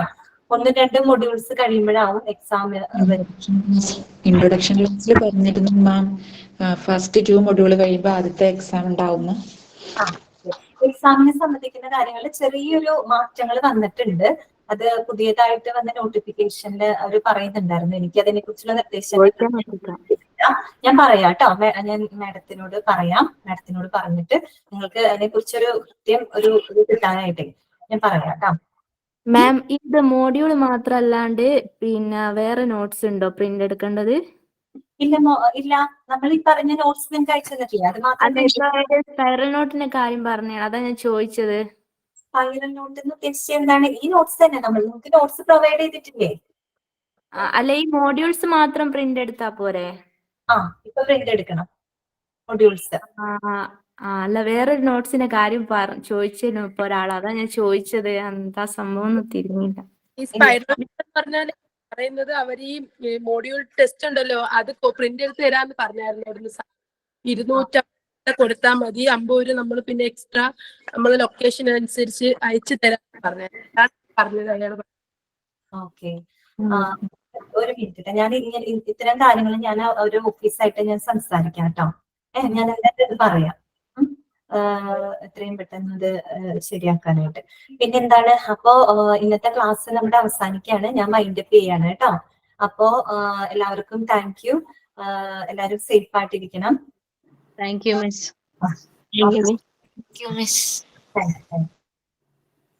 Okay, thank you ma'am. Thank you, Miss. Thank you, ma'am. Thank you, Miss. Thank you, Miss.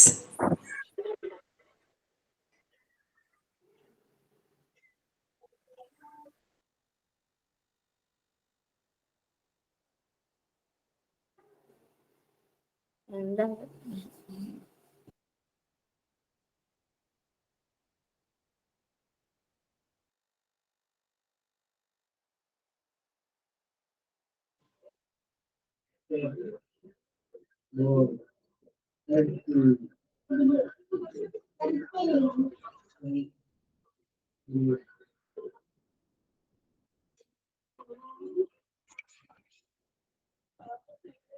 അത് ഗൂഗിൾ ക്ലാസ് റൂമിൽ കിട്ടും.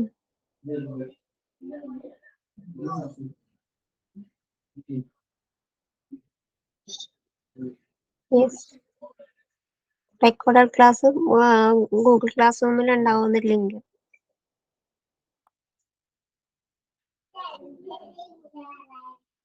ഓക്കെ.